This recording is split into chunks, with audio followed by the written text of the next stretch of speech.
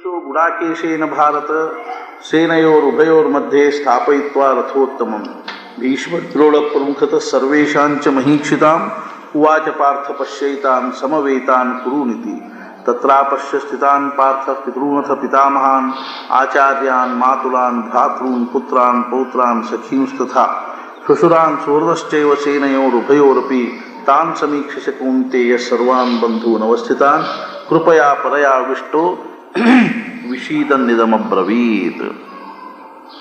संजय म्हणाला, हे भरतकुलोत्पन्न धृतराष्ट्रा, अर्जुनाने असे म्हणता श्रीकृष्ण दोन्ही सैन्यात मध्यभागी तो श्रेष्ठ रथ थांबवून भीष्म द्रोण आणि इतर सर्व राजे यांच्या समोर म्हणाला, हे पार्था, जमलेल्या या कौरवांना पहा.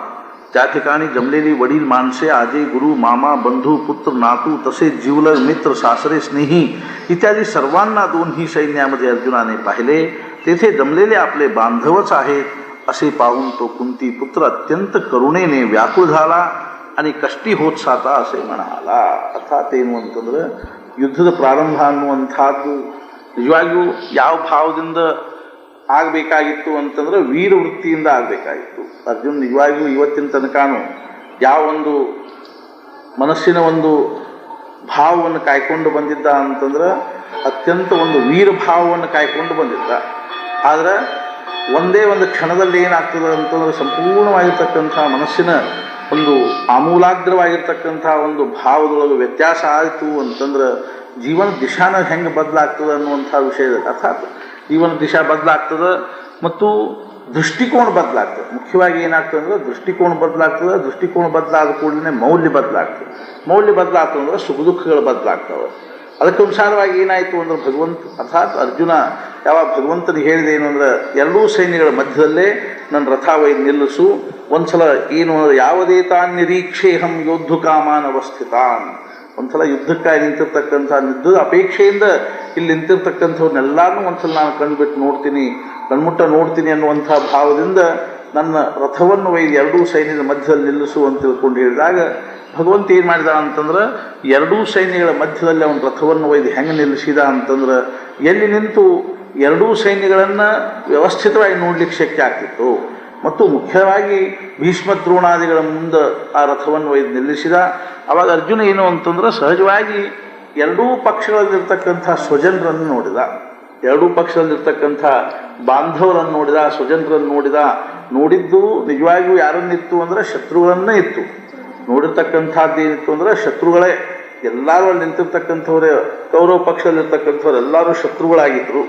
ಅರ್ಥಾತ್ ದುರ್ಯೋಧನಾದಿಗಳನ್ನು ನೋಡಿದ್ರು ಒಮ್ಮೆಲೆ ಅವ್ರ ವಿಷಯದಲ್ಲಿ ಏನೊಂದು ಭಾವ ನಿರ್ಮಾಣ ಆಯ್ತು ಅಂದರೆ ಇವರೆಲ್ಲ ಸ್ವಜನರಿದ್ದಾರೆ, ಇವರೆಲ್ಲ ನನ್ನ ಸಂಬಂಧಿಕರಿದ್ದಾರೆ ಅನ್ನುವಂಥ ಭಾವ ಏನು ನಿರ್ಮಾಣ ಆಯಿತು. ಇದು ಅನೇಕ ಪ್ರಕಾರವಾಗಿರ್ತಕ್ಕಂಥ ಒಂದು ಏನು ಅಂದ್ರೆ ಪ್ರಶ್ನೆಗಳಿಗೆ, ಸಮಸ್ಯೆಗಳಿಗೆ ಅರ್ಥಾತ್ ಏನು ಅಂದರೆ ಕಾರಣ ಆಗೋದ್ರಿಂದಾಗಿ ಅದರೊಳಗಿಂದ ಭಗವದ್ಗೀತಾ ಅನ್ನುವಂಥದ್ದು ನಿರ್ಮಾಣ ಆಯಿತು ಅಂತ ಹೇಳ್ತಾರೆ. ಆದ್ದರಿಂದ ಏನೇನು ನೋಡಿದ ಅರ್ಜುನ ಏನೇನು ನೋಡಿದ ಅಂದ್ರೆ ಆಚಾರ್ಯಾನ್ ಮಾತುಲಾನ್ ಪಿತॄನ್ ಅಥ ಪಿತಾಮಹಾನ್ ಆಚಾರ್ಯಾನ್ ಮಾತುಲಾನ್ ಭ್ರಾತॄನ್ ಪುತ್ರಾನ್ ಪೌತ್ರಾನ್ ಸಖೀಂಸ್ತಥಾ ಶ್ವಶುರಾನ್ ಸುಹೃದಶ್ಚೈವ ಸೇನಯೋರುಭಯೋರಪಿ, ಎರಡೂ ಸೈನ್ಯಗಳಲ್ಲಿರ್ತಕ್ಕಂಥ ಸ್ವಜನರನ್ನು ನೋಡಿದ. ನೋಡಿ ಒಮ್ಮೆಲೆ ಏನಾಯ್ತು ಅಂದ್ರೆ ಕೃಪಯಾ ಪರಯಾವಿಷ್ಟ ವಿಷೀದನ್ನಿದಮಬ್ರವೀತ್. ಎಂಥೆಂಥ ಪರಾಕ್ರಮಿಗಳು ಸಹಿತ ಮೋಹಾವಿಷ್ಟ ಆದರು ಅಂತಂದ್ರೆ ಎಷ್ಟರೇ ದೈನ್ಯ ಭಾವದಲ್ಲಿ ಬರ್ತದ ಅಂತಂದ್ರೆ ಅರ್ಥಾತ್ ಇವು ಎಂಥ ಮನುಷ್ಯಪ್ಪ ಹೆಂಗಾಗ್ಯಾನ ಅನ್ನುವಂಥ ಒಂದು ಪರಿಸ್ಥಿತಿ ನಿರ್ಮಾಣ ಆಗ್ತದೆ.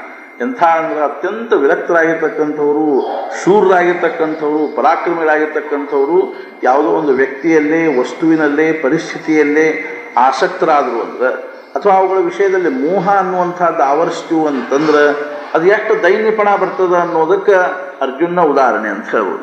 ಆದ್ದರಿಂದ ಏನಾದ ಅಂದ್ರೆ ಕೃಪಯಾ ಪರಯಾವಿಷ್ಟ, ಅತ್ಯಂತ ಒಂದು ಕೃಪಾ ಅಂದ್ರೆ ದೈನ್ಯಪಣ ಅನ್ನುವಂಥದ್ದು ವಿಷೀದನ್ನಿದಮಬ್ರವೀತ್, ದೈನ್ಯ ಭಾವದಿಂದ ಕೂಡಿಕೊಂಡವನಾಗಿ ಅತ್ಯಂತ ಏನು ಅಂದ್ರೆ ದುಃಖಮಯ ವಿಷಾದಯುಕ್ತವಾಗಿರ್ತಕ್ಕಂಥ ಮಾತುಗಳನ್ನು ಹೇಳಿದ ಅಂತ ತಿಳ್ಕೊಂಡು ಏನು ಹೇಳ್ತಾರೋ ಅದು ಜ್ಞಾನೇಶ್ವರ ಮಹಾರಾಜರು ಏನಂತಾರಂದ್ರೆ ಐಕಾ ಅರ್ಜುನ ಇತಕ್ಕೆ ಬೋಲಿಲ್ಲ तव श्रीकृष्णे रथू पेलिला दोही सैन्यामाजी केला उभा तेने श्रीराम.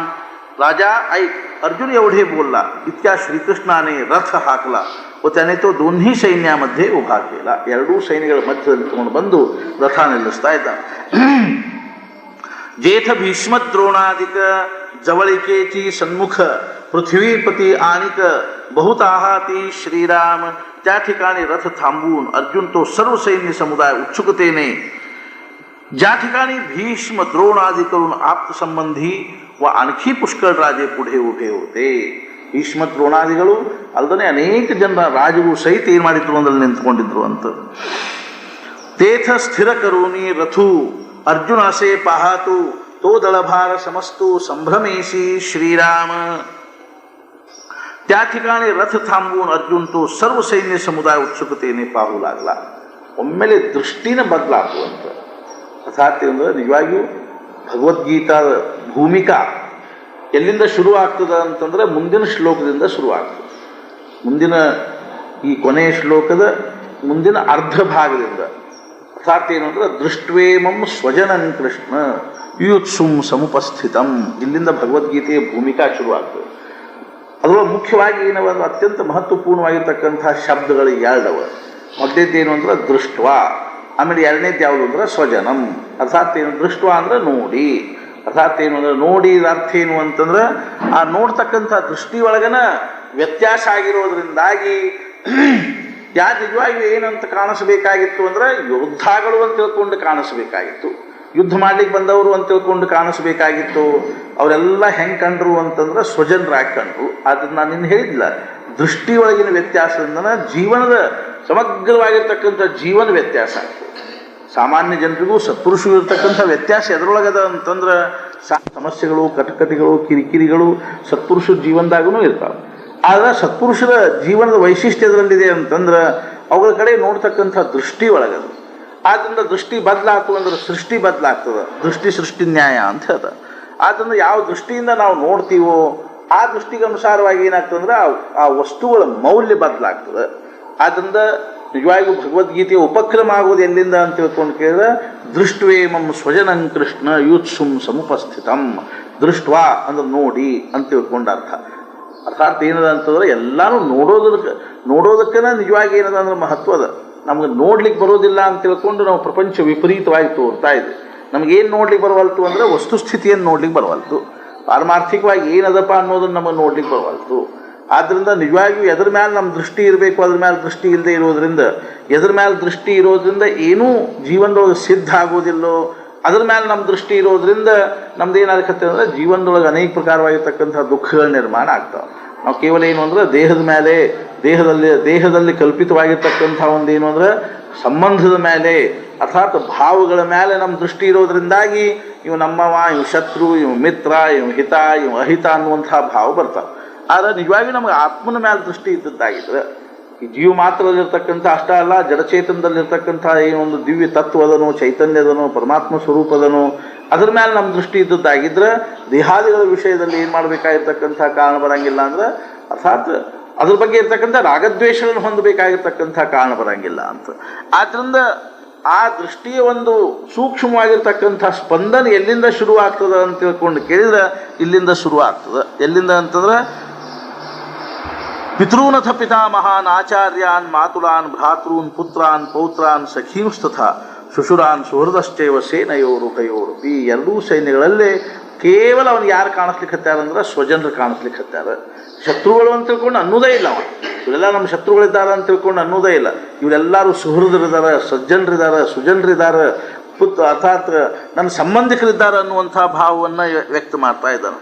ತೇಥ ಸ್ಥಿರಕರೂನಿ ರಥು ಅರ್ಜುನ ಸೇ ಪಹಾತು ತೋ ದಳಭಾರ ಸಮಸ್ತು ಸಂಭ್ರಮೇಶಿ ಶ್ರೀರಾಮ್. ರಥ थांबवून अर्जुन तो सर्व सैन्य ಸಮುದಾಯ ಉತ್ಸುಕತೆಯನ್ನೇ ಪಾಹು लागला. ಅತ್ಯಂತ ಒಂದು ಉತ್ಸುಕತೆಯಿಂದ ನೋಡ್ತಾ ಇದ್ದಾನೆ. ಅರ್ಥಾತ್ ಏನಾಯ್ತು ಅಂದ್ರೆ ಅವನ ದೃಷ್ಟಿನೇ ಬದಲಾಗಿ ಹೋಯ್ತು, ಭಾವನಾನ ಬದಲಾಗಿ ಹೋಯ್ತು, ಅತ್ಯಂತ ಆಶ್ಚರ್ಯದಿಂದ ನೋಡ್ತಾ ಇದ್ದಾನೆ ಅಂತ ತಿಳ್ಕೊಂಡು ಹೇಳ್ತಾ ಇದ್ದಾರೆ. ಮಗ ದೇವಾಮನೆ ದೇಖ ದೇಖ ಹೇ ಗೋತ್ರ ಗುರು ಅಶೇಖ ತವ ಕೃಷ್ಣಾಮನಿ ನಾವೇಕ ವಿಸ್ಮೋದಾಹಲ ಶ್ರೀರಾಮ್. ಒಮ್ಮೆಲೆ ಏನಾಗ್ಬಿಡ್ತೀವಿ ಅಂತಂದ್ರೆ ಆಮೂಲಾಗ್ರವಾಗಿರ್ತಕ್ಕಂಥ ಪರಿವರ್ತನೆ ಆಗಿ ಅಂತಃಕರಣದಲ್ಲೇ ಆಮೂಲಾಗ್ರವಾಗಿರ್ತಕ್ಕಂಥ ಪರಿವರ್ತನೆ ಆಗಿರೋದನ್ನು ನೋಡಿ ಭಗವಂತಗೆ ಅತ್ಯಂತ ಆಶ್ಚರ್ಯ. ಏನಪ್ಪ ಇದು ಒಮ್ಮೆಲೆ ಹೆಂಗಾತು ಅನ್ನುವಂಥದ್ದು. ಏನಾತು ಅಂತಂದ್ರೆ मग म्हणाला देवा पहा पहा हे सगळे भाऊ बंधू गुरु आहे. तेव्हा ते ऐकून कृष्णाच्या मनाला क्षणभर अचंबा वाटला. ಒಮ್ಮೆಲೆ ಏನು ಅನಿಸ್ಬಿಡ್ತೀವಿ ಅಂತಂದ್ರೆ ಇವರೆಲ್ಲ ಸುಜನರಿದ್ದಾರೆ. ಕೃಷ್ಣ ನೋಡಿಲ್ಲ ಇವ್ರು ಯಾರು ಬೇರೆ ಅಂತ ತಿಳ್ಕೊಂಡು ಏನೇನು ಇವರೇ ನಮ್ಮ ಶತ್ರುಗಳು ಅಂತ ತಿಳ್ಕೊಂಡು ಏನು ಅಂತ ಕೃಷ್ಣರೇ ಹೇಳಿಕ್ಕೆ ಹೊಂಟಾವ. ಅರ್ಥಾತ್ ಏನಂದ್ರೆ ಇವರೆಲ್ಲ ಯಾರಿದ್ದಾರೆ, ಇವರೇನು ಸಾಮಾನ್ಯರೇನು, ಇವರೆಲ್ಲ ನಮಗೆ ಅತ್ಯಂತ ಆತ್ಮೀಯರು, ಸ್ವಜನರು, ಮಿತ್ರರು, ಬಂಧುಗಳು, ಇವರೆಲ್ಲ ಏನು ಮಾಮಾಗಳು, ಕಾಕಾಗಳು, ಅಣ್ಣಂದ್ರು, ತಮ್ಮಂದ್ರು, ಅದೇ ರೀತಿಯಾಗಿ ಏನು ಅಂದ್ರೆ ಗುರುಗಳು, ಅರ್ಥಾತ್ ತಂದೆ, ಅಪ್ಪ, ಅದೇ ರೀತಿಯಾಗಿ ಏನಂದ್ರೆ ಮುತ್ತಜ್ಜ, ಅವರು ಇವರು ಪಿತಾಮಹರು, ಪ್ರಪಿತಾಮಹರು, ಇವರೆಲ್ಲರೂ ಏನದ ಅಂದರೆ ಇಲ್ಲಿ ಸೇರಿಕೊಂಡಿದಾರಲ್ಲ, ಇವ್ರನ್ನೊಂದ್ಸಲ ಕೃಷ್ಣ ನೀನು ನೋಡು ಅಂತ. ಅರ್ಥಾತ್ ಏನು ಅಂದ್ರೆ ನೀನು ನೋಡು, ಇವರೆಲ್ಲರೂ ಏನದ ಅಂತಂದ್ರೆ ಇವ್ರು ನಿಜವಾಗಿ ಏನು ಅಂದ್ರೆ ಇವರು ನಮ್ಮ ಶತ್ರುಗಳು ಅಲ್ಲಿವರು, ಇವರೆಲ್ಲ ಏನು ಅಂದ್ರೆ ನಮ್ಮ ಸ್ವಜನರು, ಆದ್ದರಿಂದ ನೀನು ಒಂದ್ಸಲ ನೋಡು ಅಂದ ಕೂಡಲೇ ಕೃಷ್ಣ ಅಂದ ಅಲ್ಲೆಲ್ಲ ಕೆಲಸ ಕೆಟ್ಟಿದ್ರು ಅಂತಂದ. ಇದು ಗಡಿನ ಫೇಲ್ ಆತು ಅಂತಂದ. ಅರ್ಥಾತ್ ಯಾವ ಒಂದು ಭಾವದಿಂದ ಇಷ್ಟು ದಿವಸ ನಾನು ತಯಾರಿ ಮಾಡಿದ್ನು ಅದೆಲ್ಲ ಒಂದು ಕ್ಷಣದೊಳಗೆ ಏನಾಗಿ ಹೋತು ಅಂತಂದ್ರೆ ಇದ್ರದ್ದೆಲ್ಲ ಏನು ಭೂಮಿಕಾನ ಬದಲಾತು ಅಂತ ತಿಳ್ಕೊಂಡು ಹೇಳ್ತಾ ಇದ್ದಾನೆ. ಅರ್ಜುನ ಅಂತಃಕರಣದ ಭೂಮಿಕಾನ ಏನಾಗಿ ಹೋತು ಅಂದ್ರೆ ಬದಲಾಗಿ ಹೋತು. ಖರೆ ಅಂದ್ರೂ ಜೀವನದಾಗ ಹಂಗೆ ಸಂಭವಿಸ್ತದೆ. ಯಾವ ಕ್ಷಣಕ್ಕೆ ಏನಾಗ್ತದೆ ಅಂದ್ರೆ ಮೋಹ ಅನ್ನುವಂಥದ್ದು ಆವರಿಸ್ತದೆ, ಹೇಳಿಕ್ಕೆ ಬರೋಂಗಿಲ್ಲ. ಯಾವ ಕ್ಷಣಕ್ಕೆ ಅರ್ಥಾತ್ ಏನು ಅಂತಂದ್ರೆ ಮನಸ್ಸು ಅತ್ಯಂತ ಏನಾಗಿಬಿಡ್ತದೆ ಅಂದ್ರೆ ದುರ್ಬಲ ಆಗಿ ಹೋಗ್ತದೆ. ಮೋಹ ಅನ್ನುವಂಥದ್ದು ಆವರಿಸ್ತೀವಿ ಅಂದ್ರೆ ಮನಸ್ಸು ದುರ್ಬಲ ಆಯ್ತು ಅಂದ್ರೆ ಮುಂಚೆ ಹೋಗೋದು ಯಾವುದು ಅಂದ್ರೆ ವಿವೇಕ. ಮನಸ್ಸು ದುರ್ಬಲ ಆದ ಕೂಡಲೇ ಮುಂಚೆ ವಿವೇಕ ಹಾರಿ ಹೋಗಿಬಿಡ್ತದೆ. ವಿವೇಕ ಹೋದ ಕೂಡಲೇ ಆಮೇಲೆ ಏನಾಗಿಬಿಡ್ತಾನೆ ಅಂದ್ರೆ ದೈನ್ಯಪಣ ಅನ್ನುವಂಥದ್ದು ಬಂದುಬಿಡ್ತದೆ, ಅತ್ಯಂತ ದೀನ ಭಾವ ಅನ್ನುವಂಥದ್ದು ಬರ್ತದೆ.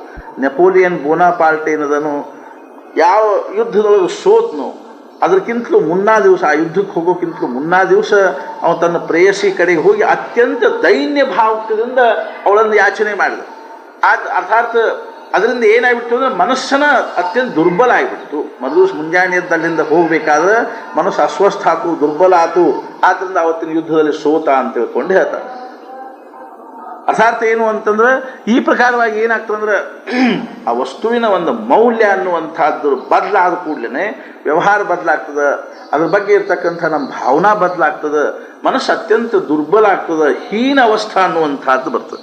ಅದೆಲ್ಲ ಅರ್ಜುನಿಗೆ ಬಂದಿತ್ತು ಅನ್ನುವಂಥದ್ರ ಮುಂದೆ ವರ್ಣನೆ ಮಾಡ್ತಾರೆ.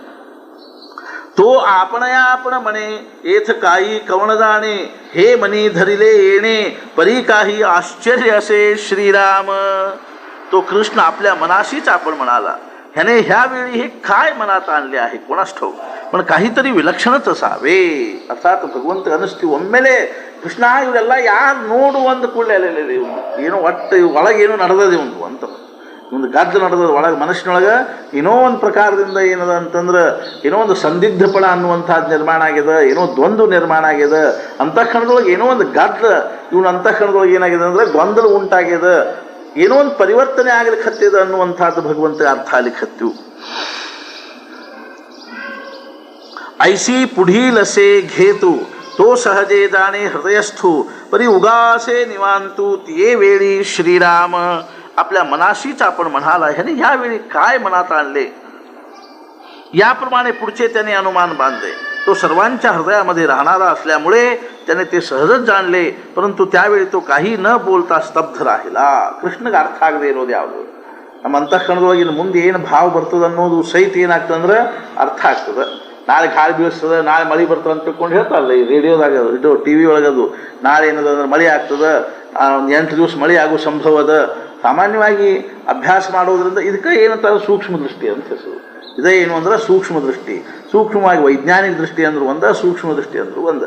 ಸೂಕ್ಷ್ಮವಾಗಿ ಜಗತ್ತನ್ನು ಅವಲೋಕನ ಮಾಡಿದಾಗ ಏನು ಸಂಭವಿಸ್ತದ ಅನ್ನುವಂಥದ್ದನ್ನು ಯಾರಿಗೆ ತಿಳ್ಕೊಳ್ಳಿಕ್ಕೆ ಬರ್ತದನೋ ಅದಕ್ಕೆ ಸೂಕ್ಷ್ಮ ದೃಷ್ಟಿ ಅಂತ. 1919ನೇ ಇಸ್ವಿಯಲ್ಲಿ ಏನು ಇದು ಆತು, ಅರ್ಥಾತ್ ಏನು ಅಂದರೆ ಮಹಾಯುದ್ಧ ಆತು. ಆ ಮಹಾಯುದ್ಧ ಆದ ಬಳಿಕ ಮತ್ತೆ ತಿರುಗಿ ಏನು ಮಾಡಿದ್ರು ಅಂತಂದ್ರೆ ಹೇಳಿದ್ರು ಏನು ಅಂತಂದ್ರೆ ತಿರುಗಿ ಮತ್ತೆ 20 ವರ್ಷಕ್ಕೆ ಮಹಾಯುದ್ಧ ಆಗ್ತದೆ ಅಂತ ತಿಳ್ಕೊಂಡು ಆವಾಗನ ಮಾತಾಡಿದ್ರು. ಅರ್ಥಾತ್ ಇದೆಲ್ಲ ಅವ್ರಿಗೆ ಗೊತ್ತಾಗ್ತದೆ, ಆ ಅಭ್ಯಾಸ ಮಾಡ್ತಕ್ಕಂಥವ್ರಿಗೆ, ಆ ಸೂಕ್ಷ್ಮ ದೃಷ್ಟಿ ಇರ್ತಕ್ಕಂಥವ್ರಿಗೆ ಏನಾಗ್ತಂದ್ರೆ ಗೊತ್ತಾಗ್ತದೆ. ಮಹಾರಾಜರು ಕೊನೆಗೆ ಹೇಳ್ತಿದ್ರಲ್ಲ ಏನು ಅಂತಂದ್ರೆ ದಿನ ಕೇಸರಿ ಪತ್ರಿಕೆ ಒಳಗೆ ಕೇಳಬೇಕು ಎಲ್ಲಾರು ಯುದ್ಧ ಗಿದ್ದ ಆಗೋದ ನಡೆದದೇನು ಅಂತ. ಅವಾಗ ಕೇಳಿದರು ಹಿಂಗ್ಯಾಕೆ ಕೇಳ್ತೀರಿ ಎಲ್ಲಾರು ಯುದ್ಧ ಗಿದ್ದ ಆಗೋದೇನು ಅಂತಂದ್ರೆ ಮಹಾರಾಜರು ಮುಂದೆ ಭವಿಷ್ಯದೊಳಗೆ ಎಂಥೆಂಥ ಯುದ್ಧ ಆಗುವ ಅಂದ್ರೆ ಅದನ್ನು ನೀವು ಕಲ್ಪನಾ ಸಹಿತ ಮಾಡ್ಲಿಕ್ಕೆ ಶಕ್ಕಿಲ್ಲ. ಇದಕ್ಕೆ ಸೂಕ್ಷ್ಮ ದೃಷ್ಟಿ, ಕ್ರಾಂತ ದೃಷ್ಟಿ ಅಂತ ತಿಳ್ಕೊಂಡು ಹೆಂಗೋ ಹಂಗೆ ಭಗವಂತಗೆ ಏನಾಗ್ಲಿಕ್ಕೆ ಹತ್ತು ಅಂತ ತಿಳಿಲಿಕ್ಕೆ ಹತ್ತು, ಮುಂದೆ ಏನಾಗ್ಲಿಕ್ಕೆ ಹತ್ತು, ಮುಂದೆ ಇದು ಎದಕ್ಕೆ ಹೋಗಿ ಹತ್ತದ ಅನ್ನೋದು ಭಗವಂತ ಅರ್ಥ ಆಗ್ಲಿಕ್ಕೆ ಹತ್ತು. ಅರ್ಥಾತ್ ಏನಂದ್ರೆ ಮನುಷ್ಯ ವಿಚಾರ ಮಾಡಿ ಏನಾದರೂ ಒಂದು ಶಬ್ದ ಉಚ್ಚಾರ ಮಾಡಿದ ಕೂಡಲೇ ಮುಂದೆ ಎಲ್ಲಿಗೆ ಹೋಗಿ ಹತ್ತಾನ ಅನ್ನೋದೇನಂದ್ರೆ ಸೂಕ್ಷ್ಮ ದೃಷ್ಟಿ ಇದ್ದವ್ರಿಗೆ ಗೊತ್ತಾಗ್ತದೆ. ಎಲ್ಲಿಗೆ ಹೋಗಿ ಹತ್ತಾನ ಅನ್ನೋದು ಸ್ವಲ್ಪ ಒಂದು ಶಬ್ದ ಉಚ್ಚಾರ ಮಾಡಿದ್ರೆ ಸಾಕು, ಒಳಗೆ ಏನು ತುಂಬ್ಯದ, ಎತ್ಲಾಗ ಹೊಂಟಾನ, ಮುಂದೆ ಏನು ಮಾತಾಡ್ತಾನ, ಏನು ಹೇಳಾವಿದ್ದಾನ, ಏನು ಕೇಳಾವಿದ್ದಾನ, ಯಾಕಪ್ಪ ಬಂದ್ರಿ ಭಾಳ ಚಲೋ ಆತು, ಭಾಳ ದಿವಸದ ಮೇಲೆ ಬಂದ್ರೆ ಕೂಡ ಏನೋ ಟೊಪಿಗೆ ಅದ ಅಂತ ಹೇಳ್ಬೋದು. ಒಳಗೆ ಇಷ್ಟು ಇದ್ರಲ್ಲೇ ಮಾತಾಡ್ಲಿಕ್ಕೆ ಏನೋ ಒಟ್ಟು ಹಾಕವ್ರಿದ್ದಾರೆ, ಅದು ಇದಿಲ್ಲ. ಬಂದ ಕೂಡಲೇ ಅಲ್ಲಿಗೆ ಆ ಗುಡಿ ತೋರಿಸ್ತು ನೋಡ್ರಿ, ಈ ಗುಡಿ ತೋರಿಸ್ತು ನೋಡ್ರಿ, ಕುಳಿತು ಏನೋ ಒಟ್ಟಲ್ಲ ಪಾಪ ಅವ್ರು.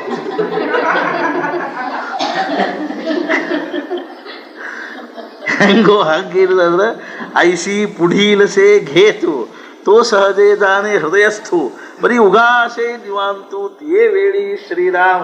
ಆದರೂ ಸಹಿತ ಏನು ಮಾಡಿದ ಭಗವಂತ ಅಂತಂದ್ರೆ ಸುಮ್ಮನೆ ಇಲ್ಲ. ಯಾಕೊಮ್ಮೆಲೆ ನಾವು ಮಾತಾಡಿ ಏನದ ಅಂತಂದ್ರೆ ಅರ್ಜುನ ಇಲ್ಲ ಹಂಗೆ ಸಹಜ ಅಂದಿದ್ದೆ ಅಂದ್ಬಿಟ್ಟು ಅವ್ನು ಏನು ಮಾಡ್ತಾರೆ. ಆಮೇಲೆ ಹಂಗೆ ಸಹಜ ಅಂದಿದ್ದೆ, ಏನೋ ಕೃಷ್ಣ ಏನೋ ಸ್ವಲ್ಪ ಇದು ಮಾಡಿದ ಕೂಡಲೇ ಏನು ಬಿಡಪ್ಪ ಸಹಜ ಅಂದಿದ್ದೆ, ಹ್ಞೂ ಶುರು ಮಾಡಿಸುತ್ತೋ ಯುದ್ಧ ಅಂತ ಅಂದ್ಗಿಂತಾನು ಏನಾರ ನಾವು ಸ್ವಲ್ಪ ಅದೆಲ್ಲ ಹೊರಬೀಳಿ ಅಂತ ತಿಳ್ಕೊಂಡು ಕೃಷ್ಣನು ಏನು ಮಾಡಿದ ಅಂದ್ರೆ ಒಂದೊಂದ್ಸಲ ಹಂಗೆ ಮಾಡ್ಬೇಕಾಗ್ತದೆ. ಒಳಗಿದ್ದದ್ದೆಲ್ಲ ಹೊರಬೀಳ್ಬೇಕಾದ್ರೆ ಸ್ವಲ್ಪ ಸುಮ್ಮನೆ ಇರಬೇಕಾಗ್ತದೆ.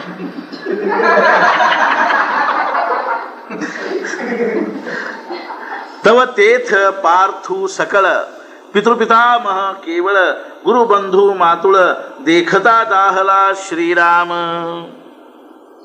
तो तेथे केवळ आपले चुलते आजे गुरु भाऊ मामा या सर्वांसच अर्जुनाने पाहिले. याप्रमाणे पुढचे त्याने अनुमान बांधले. तो सर्वांच्या हृदयामध्ये राहणारा असल्यामुळे त्याने ते सहजच जाणले. परंतु त्यावेळी तो काही न बोलता स्तब्ध राहिला. तो तेथे केवळ आपले चुलते आजे गुरु भाऊ मामा या सर्वांसच ಅರ್ಜುನನೇ ಪಾहिले. ಇದೇನದ ಅಂತಂದ್ರೆ ಅರ್ಥಾತ್ ಸ್ಥೂಲವಾಗಿ ಅವರೆಲ್ಲರೂ ಕೇವಲ ಯೋದ್ಧಾಗಳಿದ್ದಾರೆ, ಯುದ್ಧ ಮಾಡ್ಲಿಕ್ಕೆ ಬಂದವರಿದ್ದಾರೆ, ರಾಜರಿದ್ದಾರೆ, ಅತಿರಥಿಗಳು ಮಹಾರಥಿಗಳಿದ್ದಾರೆ, ಪರಾಕ್ರಮಿಗಳಿದ್ದಾರೆ ಅನ್ನುವಂಥ ಭಾವದಿಂದ ನೋಡೋದು ಒಂದು ದೃಷ್ಟಿ. ಆದ್ರೆ ಇನ್ನೊಂದು ದೃಷ್ಟಿ ಏನು ಅಂತಂದ್ರೆ ಮೋಹಿತವಾಗಿರ್ತಕ್ಕಂಥ ದೃಷ್ಟಿ, ಅರ್ಥಾತ್ ಮಮತ್ವ ಭಾವದಿಂದ ಬಂದಿರತಕ್ಕಂಥ ದೃಷ್ಟಿ ಯಾವುದು ಅಂತಂದ್ರೆ ಇವ್ರು ನನ್ನ ಗುರುಗಳಿದ್ದಾರೆ, ಇವ್ರ ಮಾಮ ಇದ್ದಾರೆ, ಇವ್ರ ಕಾಕ ಇದ್ದಾರೆ, ಇವ್ರ ಅಣ್ಣ ತಮ್ಮ ಅನ್ನುವಂಥ ಭಾವದಿಂದ ನೋಡ್ತಕ್ಕಂಥದ್ದು ಏನು ಅಂತಂದ್ರೆ ಇದು ಮಮತ್ವ ಭಾವದಿಂದ ನೋಡ್ತಕ್ಕಂಥದ್ದು, ಅಜ್ಞಾನದಿಂದ ಉಂಟಾಗಿರ್ತಕ್ಕಂಥ ದೃಷ್ಟಿ. ಕೇವಲ ದೇಹ ಭಾವದಿಂದ ಅಲ್ಲ, ಸ್ವಜನ ಭಾವದಿಂದ ನೋಡ್ತಕ್ಕಂಥ ದೃಷ್ಟಿ ಅಂತ ಹೇಳ್ತಾರೆ. ಈ ಪ್ರಕಾರವಾಗಿ ಅರ್ಜುನ ಏನು ಮಾಡ್ತಾ ಇದ್ದಾನೆ ಅಂದ್ರೆ ಸ್ವಜನ ಭಾವದಿಂದ ಅವರೆಲ್ಲರ ಕಡೆಗೂ ನೋಡ್ತಾ ಇದ್ದಾನೆ. ಅವಾಗ ಅವ್ರಿಗೆ ಏನೇನು ಕಾಣ್ತಾ ಇದೆ ಅಂತ ತಿಳ್ಕೊಂಡು ಕೇಳಿದ್ರೆ ಇಷ್ಟ ಮಿತ್ರ ಆಕುಲೆ ಕುಮರ ಜನ देखिले हे सकळ सती आले तया माझी श्रीराम. आपले इष्ट मित्र मुले बाळे हे सर्व त्या सैन्यात आले आहेत असे त्याने पाहिले. ಅರ್ಥಾತ್ ಏನು ಅಂತಂದ್ರೆ ಅವನ ಇಷ್ಟ ಮಿತ್ರರು, ಮಕ್ಕಳು, ಮೊಮ್ಮಕ್ಕಳು ಅಥವಾ ಅದೇ ರೀತಿಯಾಗಿ ಏನು ಅಂತಾರೆ ಅಣ್ಣತಮ್ಮಂದರು, ಈ ಪ್ರಕಾರವಾಗಿ ಎಲ್ಲ ಸ್ವಜನರಲ್ಲಿ ತುಂಬಿರುವುದನ್ನು ಅರ್ಜುನ ಏನು ಮಾಡ್ತಾ ಇದ್ದಾನೆ ಅಂದ್ರೆ ನೋಡ್ತಾ ಇದ್ದಾನೆ. ಅರ್ಜುನ ಒಮ್ಮೆಲೆ ದೃಶ್ಯನ ಬದಲಾಗಿ ಹೋಯ್ತು. ಯುದ್ಧದ ರಣಾಂಗಣ ಅಂತ ತಿಳ್ಕೊಂಡು ಅವನಿಗೆ ಅನಿಸವಲ್ತು. ಯಾವುದೋ ಏನೋ ಒಂದು ಫಂಕ್ಷನ್ ಅದ, ಕಾರ್ಯಕ್ರಮದ, ಲಗ್ನಕ್ಕೆ ಪಗ್ನಕ್ಕೆ ಬಂದಾರೇನೋ ಅನ್ನೋವ್ರ ಗತೆ ಎಲ್ಲಾರನ್ನೂ ಏನದು ಓಹೋ ಇವರು ಇದ್ದಾರಲ್ಲ, ಓಹೋ ಇವರು ಇದ್ದಾರಲ್ಲ, ನಮ್ಮ ಕಾಕ ಇದ್ದಾರೆ, ಮಾಮ ಇದ್ದಾರೆ, ಅಣ್ಣ ಇದ್ದಾರೆ, ತಮ್ಮ ಇದ್ದಾರೆ ಅನ್ನುವಂಥ ಭಾವದಿಂದ ಕೇವಲ ಯಾವ ಭಾವದಿಂದ ನೋಡ್ಲಿಕ್ಕೆ ಅಂದ್ರೆ ಸ್ವಜನ ಭಾವದಿಂದ ನೋಡ್ಲಿಕ್ಕೆ ಹತ್ತಾನ. ಮನುಷ್ಯನ ಜೀವನದಲ್ಲಿ ಇಂಥ ಪ್ರಸಂಗ ಬರ್ತಾವ. सुहृज्जन सासरे आणिकही सखे सोयिरे कुमर पौत्र धनुर्धरे देखिले तेथ श्रीराम. आपले इष्टमित्र मुले बाळे हे सर्व त्या सैन्यात आले आहेत असे त्याने पाहिले. जीवलग मित्र सासरे आणखी सगळे सोयरे पुत्र नातू अर्जुनाने तेथे पाहिले. आता प्रपंचದ ಎಲ್ಲ ಸಂಬಂಧಗಳು, ಸ್ವಜನ ಭಾವದಿಂದ ಇರ್ತಕ್ಕಂಥ ಎಲ್ಲ ಸಂಬಂಧಗಳು, ದೂರಿನ್ನು, ಹತ್ತಿರದ್ದು, ಸಣ್ಣ ದೊಡ್ಡ, ಅರ್ಥಾತ್ ಏನು ಅಂತಂದ್ರೆ ಸಾಮಾನ್ಯವಾದ್ದು ವಿಶೇಷವಾಗಿರ್ತಕ್ಕಂಥವು ಎಲ್ಲ ಸಂಬಂಧಗಳನ್ನು, ಸಾಮಾನ್ಯ ಸಂಬಂಧ ಅಂತ ಇರ್ತಾವ, ವಿಶೇಷ ಸಂಬಂಧ ಅಂತ ಇರ್ತಾವ, ದೂರದ ಸಂಬಂಧ, ಅರ್ಥಾತ್ ಅಂದರೆ ಡಿಸ್ಟಂಟ್ ಏನು ಅಂತ ಹೇಳ್ತಲ್ಲ ರಿಲೇಷನ್, ಅರ್ಥಾತ್ ಹಿಂಗೆ ದೂರಿನ ಸಂಬಂಧಗಳು, ಹತ್ತಿರದ ಸಂಬಂಧಗಳು, ಹಿಂಗೆ ಅನೇಕ ಪ್ರಕಾರವಾಗಿರ್ತಕ್ಕ ಪ್ರತಿಯೊಬ್ಬರನ್ನು ಸಂಬಂಧ ಹಚ್ಕೊಂಡನ ಏನು ಮಾಡಿ ನೋಡ್ಲಿಕ್ಕೆ ಹತ್ತ ಅಂತ ಒಂದೇ ಮಾತನ್ನ ಹೇಳಬೇಕು ಅಂದ್ರೆ ಇವ್ರು ಯಾರೇ ಇವ್ರೇ ಹಂಗೇನು ರಕ್ತ ಸಂಬಂಧ ಇಲ್ಲ, ಆದರೂ ಸಹಿತ ಆತ್ಮೀಯರು, ಸ್ವಜನರು, ಸುಹೃಜ್ಜನರು, ಮಿತ್ರರು, ಆತ್ಮೀಯರು, ಋಣಾನುಬಂಧಿಗಳು ಅನ್ನುವಂಥ ಭಾವದಿಂದ ಏನದ ಅಂತಂದ್ರೆ ಪ್ರತಿಯೊಬ್ಬರ ಜೊತೆಗೂ ಸಂಬಂಧ ಹಚ್ಚಿಕೊಂಡನ ಅರ್ಜುನ ಏನು ಮಾಡ್ತಾನೆ ನೋಡ್ಲಿಕ್ಕೆ ಹತ್ತಾನ ಅಂತ ತಿಳ್ಕೊಂಡು. जया उपकार होते केले का आपदी जे रक्षिले हे असो वडील धाकुले आदि करोनी श्रीराम. ज्यांच्यावर त्याने उपकार केलेले होते किंवा संकटकाळी ज्यांचे रक्षण केलेले होते फार काय लहान मोठे आदि करून. ಅರ್ಥಾತ್ ಎಷ್ಟೋ ಜನರಿಗೆ ಅವನು ಉಪಕಾರ ಮಾಡಿದ್ದ, ಎಷ್ಟೋ ಜನರನ್ನು ಅನೇಕ ಪ್ರಕಾರವಾಗಿರ್ತಕ್ಕಂಥ ಸಂಕಟಗಳಿಂದ ಸಂರಕ್ಷಣೆ ಮಾಡಿದ್ದ, ಅಂಥವರು ಸಹಿತ ಅಲ್ಲಿ ಸೇರಿರೋದನ್ನು ನೋಡಿದ ಅಂತನ್ನುವಂಥ ಮಾತನ್ನು ಹೇಳ್ತಾ ಇದ್ದಾರೆ. ಎಷ್ಟೋ ಮಂದಿಗೆ ಉಪಕಾರ ಮಾಡಿರ್ತಕ್ಕಂಥ ಜನರು ಅಲ್ಲಿ ಸೇರಿರೋದ್ರಿಂದ ಅವ್ರ ಬಗ್ಗೆ ಮತ್ತೇನಾಯ್ತು ಅಂತಂದ್ರೆ ಒಂದು ಪ್ರಕಾರದಿಂದ ಪ್ರೇಮ ಅನ್ನುವಂಥದ್ದು ನಿರ್ಮಾಣ ಆಯಿತು. ಆದ್ದರಿಂದ ಈ ಪ್ರಕಾರವಾಗಿ ಎಲ್ಲ ಕಡೆಗೂ ಕೇವಲ ಸ್ವಜನರು ಮಾತ್ರ ತೋರ್ತಾ ಇದ್ದಾರೆ ಅಂತ ಹೇಳ್ತಾರೆ. ಐಸೆ ಗೋತ್ರಚಿ ದೋಹಿ ದಳಿ ಉದಿತ ಜಾಲೆ ಅಸೆ कळी हे अर्जुने तिये वेळी अवलोकिले श्रीराम. असे हे सर्व कुलच दोन्ही सैन्यात लढाईस तयार झालेले आहे हे त्यावेळी अर्जुनाने पाहिले. ಕೇವಲ ಒಂದ ಕಡೆಗೆ ಅಲ್ಲ, ಶತ್ರು ಪಕ್ಷದಲ್ಲಿ ಮಾತ್ರ ತಿಳ್ಕೊಂಡಲ್ಲ, ತನ್ನ ಪಕ್ಷದೊಳಗೂ ಸಹಿತ ಪಾಪ ಎಲ್ಲರೂ ಮಾರಿ ನೋಡಿ ಅವ್ನು ಕೆಟ್ಟ ಅನಿಸ್ಬಿಡ್ತು. ಅವೆಲ್ಲ ಏನು ಸಾಯು ತಯಾರಿಯೊಳಗೆ ನಿಂತುಬಿಟ್ಟಾವ, ಮಾರಿ ಒಂದು ನಮೂನಿ ಮಾಡಿಕೊಂಡು ಯಾವಾಗ ಸಾಯ್ತೀವೋ ಗೊತ್ತಿಲ್ಲ ಅನ್ನುವಂಥ ಭಾವದೊಳಗೆ ನಿಂತಿರೋದು ನೋಡಿ ದಯಾ ಅನಿಸ್ಬಿಡ್ತೆ ಅವ್ರಿಗೆ. ಪಾಪ ಈ ಕ್ಷಣಕ್ಕೆ ಸಾಯ್ತಾವೋ ಮುಂದಿನ ಕ್ಷಣಕ್ಕೆ ಸಾಯ್ತಾವೋ ಹೇಳಿ ಬರುವುದಿಲ್ಲ ಅಂತ ತಿಳ್ಕೊಂಡು ಒಂದೇ ಒಂದು ದಿವಸ ಅರ್ಜುನ 7 ಅಕ್ಷೋಹಿಣಿ ಸೈನ್ಯ ಸಂಹಾರ ಮಾಡಿದ ಅಂತ ಬರ್ತಾರೆ. ನೀನು ಬಂತಲ್ಲ ಅದ್ರೊಳಗೆ ಒಂದೇ ದಿವಸ ಏನು ಮಾಡಿದ ಅಂದ್ರೆ 7 ಅಕ್ಷೋಹಿಣಿ ಸೈನ್ಯ ಸಂಹಾರ ಮಾಡೋದು ಅಂತಂದ್ರೆ ಇನ್ನು ಸಾಮಾನ್ಯದಿಂದ ಎಷ್ಟರೇ ಸತ್ತಿರಬಹುದು ಅಂತಿನ್ನ. ಆದ್ದರಿಂದ ಅವ್ರು ಎಲ್ಲರೂ ಮಾರಿ ಮೇಲೆ ಒಂದು ನಮೂನೆ ಇದು ಇತ್ತು, ಭಯ ಇತ್ತು ಎಲ್ಲರೂ. ಯಾಕಂದ್ರೆ ಯಾವ ಕ್ಷಣಕ್ಕೆ ನಮ್ಮದು ಏನಾಗ್ತದೆ ಹೇಳಿಕ್ಕೆ ಬರೋಂಗಿಲ್ಲ. ಎಲ್ಲರೂ ಒಂದು ನಮೂನಿ ಮಾರಿ ಮಾಡ್ಕೊಂಡು ನೋಡಿದ ಕೂಡಲೇ ಹೋಗ್ಬಿಡಪ್ಪ ಎದಕ್ಕೆ ಈ ಯುದ್ಧ ಅನ್ನುವಂಥ ಭಾವ ಸಹಜವಾಗಿ ಬರುವ ಹಂಗನ ಅವ್ರದ್ದು ಅಲ್ಲಿ ಏನಿತ್ತು ಅಂದ್ರೆ ವಾತಾವರಣ ಅನ್ನುವಂಥದ್ದು ನಿರ್ಮಾಣ ಆಗಿತ್ತು. ಕೆಲವರೆಲ್ಲ ಅಗ್ನಿ ಒಳಗೆ ಉತ್ಸಾಹದಿಂದ ಇದ್ದರು, ಕೆಲವು ಇದ್ದರು ನಮ್ಮಂಥವ್ರಿಗೆ ಹಿಂದೆ ತಿಳ್ತಿಲ್ಲ. ಅವ್ರು ನಮೂನಿ ಮಾರಿ ಸಪ್ಪಗೆ ಮಾಡಿಕೊಂಡು ಕೆಲವು ಹಳ್ಳಿಗೆ ಹತ್ತಿದ್ದು.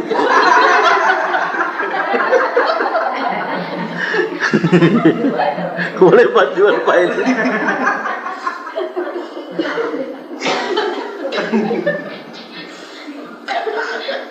ಅವು ಯಾರೋ ಹುರಿದು ತೊಗೊಂಬಂದ್ಬಿಟ್ಟಾರ ಅವ್ರನ್ನ ನೋಡಿ ಗಾಬರಿ ಆಗ್ಬಿಟ್ಟಾವ. ಬಗ್ಗಲ ಮನೆ ಅವ್ರು ಹುರಿದು ಬಿಸಿ ತೊಗೊಂಬಂದ್ಬಿಟ್ಟಾರ ನೋಡಿ ಗಾಬರಿ ಆಗ್ಬಿಟ್ಟಾವ. तेथमनी गजबद दाहली आणि आपैशी कृपा आली तेणे अपमाने निघाली वीरवृत्ती श्रीराम. अर्थात ಏನಾತು ಅಂತ ತಿಳ್ಕೊಂಡು ಕೇಳಿದ್ರೆ त्या ಪ್ರಸಂಗಿ ಅರ್ಜುನಾच्या ಮನಾತ್ ಗಡಬಡ ಉಡಾಲಿ. ಮನಸ್ಸಿನೊಳಗೆ ಒಂದು ಗೊಂದಲ ಎದ್ದು ಬಿಡ್ತು ಅಂತ. ಒಂದು ನಿಮಿಷನಾಗ ಏನಾಯ್ತು ಅಂದ್ರೆ ಗೊಂದಲ ಎದ್ದು ಬಿಡ್ತು ಅಂತ ತಿಳ್ಕೊಂಡು ಹೇಳ್ತಾರೆ. त्यामुळे त्याच्या मनात सहजच करुणा उत्पन्न झाली. ನೋಡಿ ದಯಾ ಅನ್ನಿಸ್ಲಿಕ್ಕೆ ಹತ್ಬಿಟ್ಟು ಎಲ್ಲರ ಕಡೆಗೂ ನೋಡಿ ಅವ್ರ ಬಗ್ಗೆ ಏನು ಅನಿಸ್ಲಿಕ್ಕೆ ಅಂದರೆ ಕರುಣಾ ದಯಾ ಅನ್ನುವಂಥ ಭಾವ ನಿರ್ಮಾಣ ಆಯಿತು.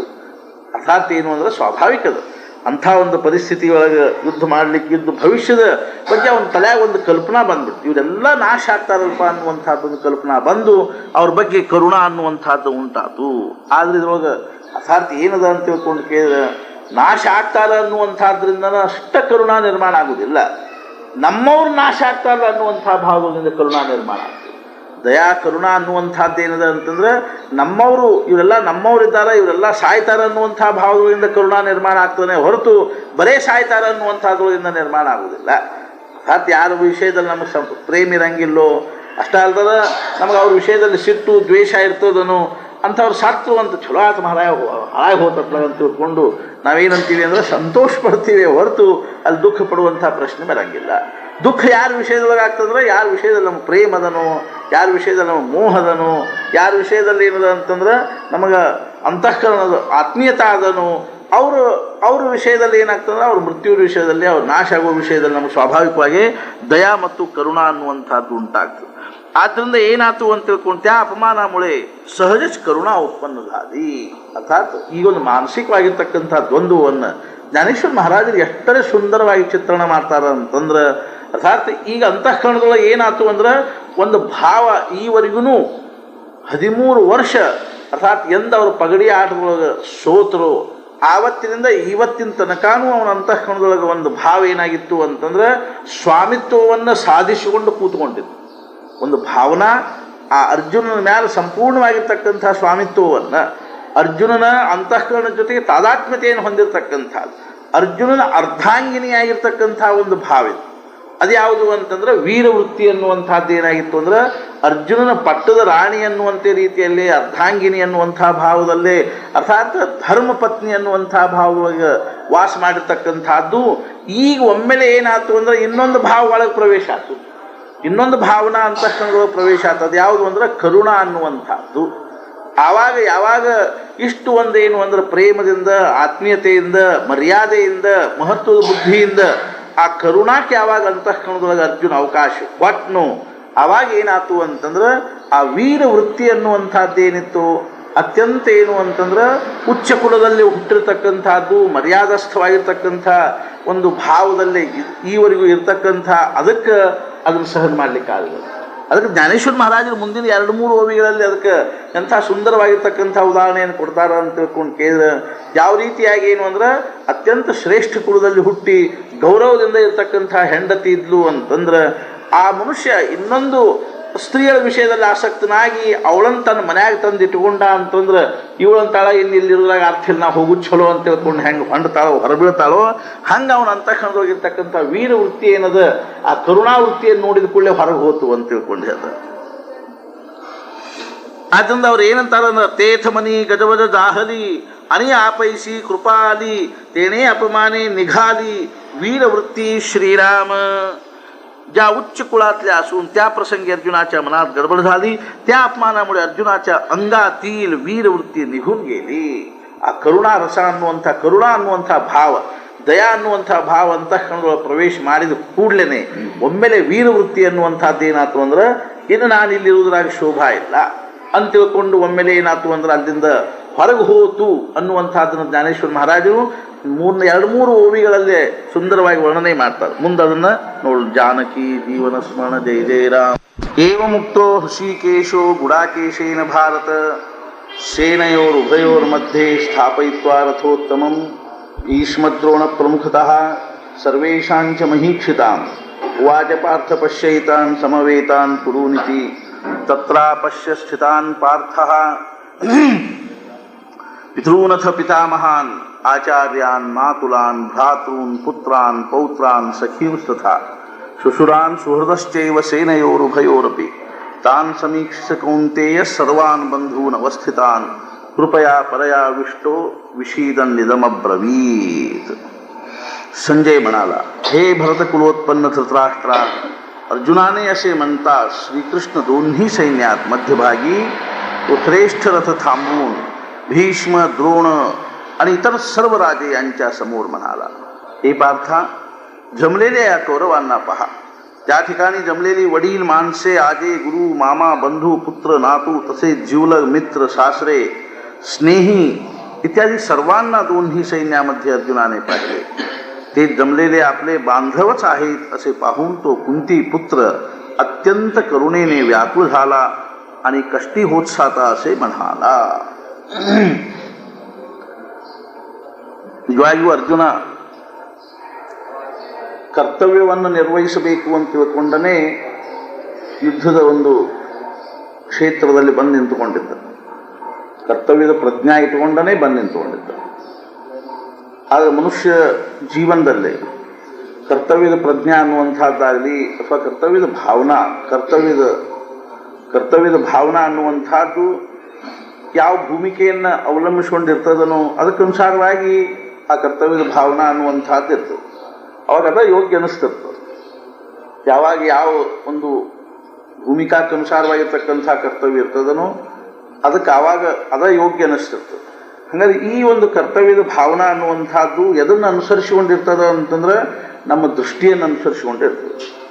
ಅರ್ಥಾತ್ ಜೀವನ ಕಡೆ ನೋಡ್ತಕ್ಕಂಥ ದೃಷ್ಟಿಯನ್ನು ಅನುಸರಿಸಿಕೊಂಡನೇ ಕರ್ತವ್ಯದ ಪ್ರಜ್ಞಾ ಅನ್ನುವಂಥದ್ದು ಸಾಮಾನ್ಯವಾಗಿ ನಮ್ಮಲ್ಲಿ ಏನಿರ್ತದೆ ಜಾಗೃತವಾಗಿರ್ತದೆ.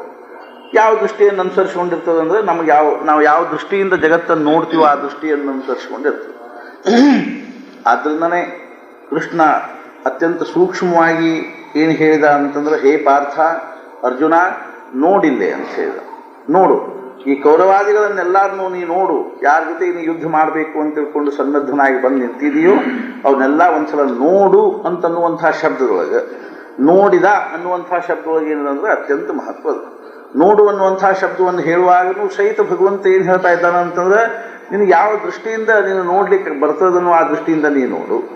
ಈಗ ನೋಡೋ ದೃಷ್ಟಿ ಯಾವುವು ಅಂತ ನಾನು ಇನ್ನು ಹೇಳಿಲ್ಲ. 3 ದೃಷ್ಟಿಯಿಂದ ನಾವು ಜಗತ್ತನ್ನು ನೋಡ್ಲಿಕ್ಕೆ ಬರ್ತದೆ. ಮೊದಲೇದು ಯಾವುದು ಅಂದರೆ ಸ್ಥೂಲ ದೃಷ್ಟಿಯಿಂದ ನಾವು ಜಗತ್ತನ್ನು ನೋಡ್ಲಿಕ್ಕೆ ಬರ್ತದೆ, ಸೂಕ್ಷ್ಮ ದೃಷ್ಟಿಯಿಂದ ಜಗತ್ತನ್ನು ನೋಡ್ಲಿಕ್ಕೆ ಬರ್ತದೆ.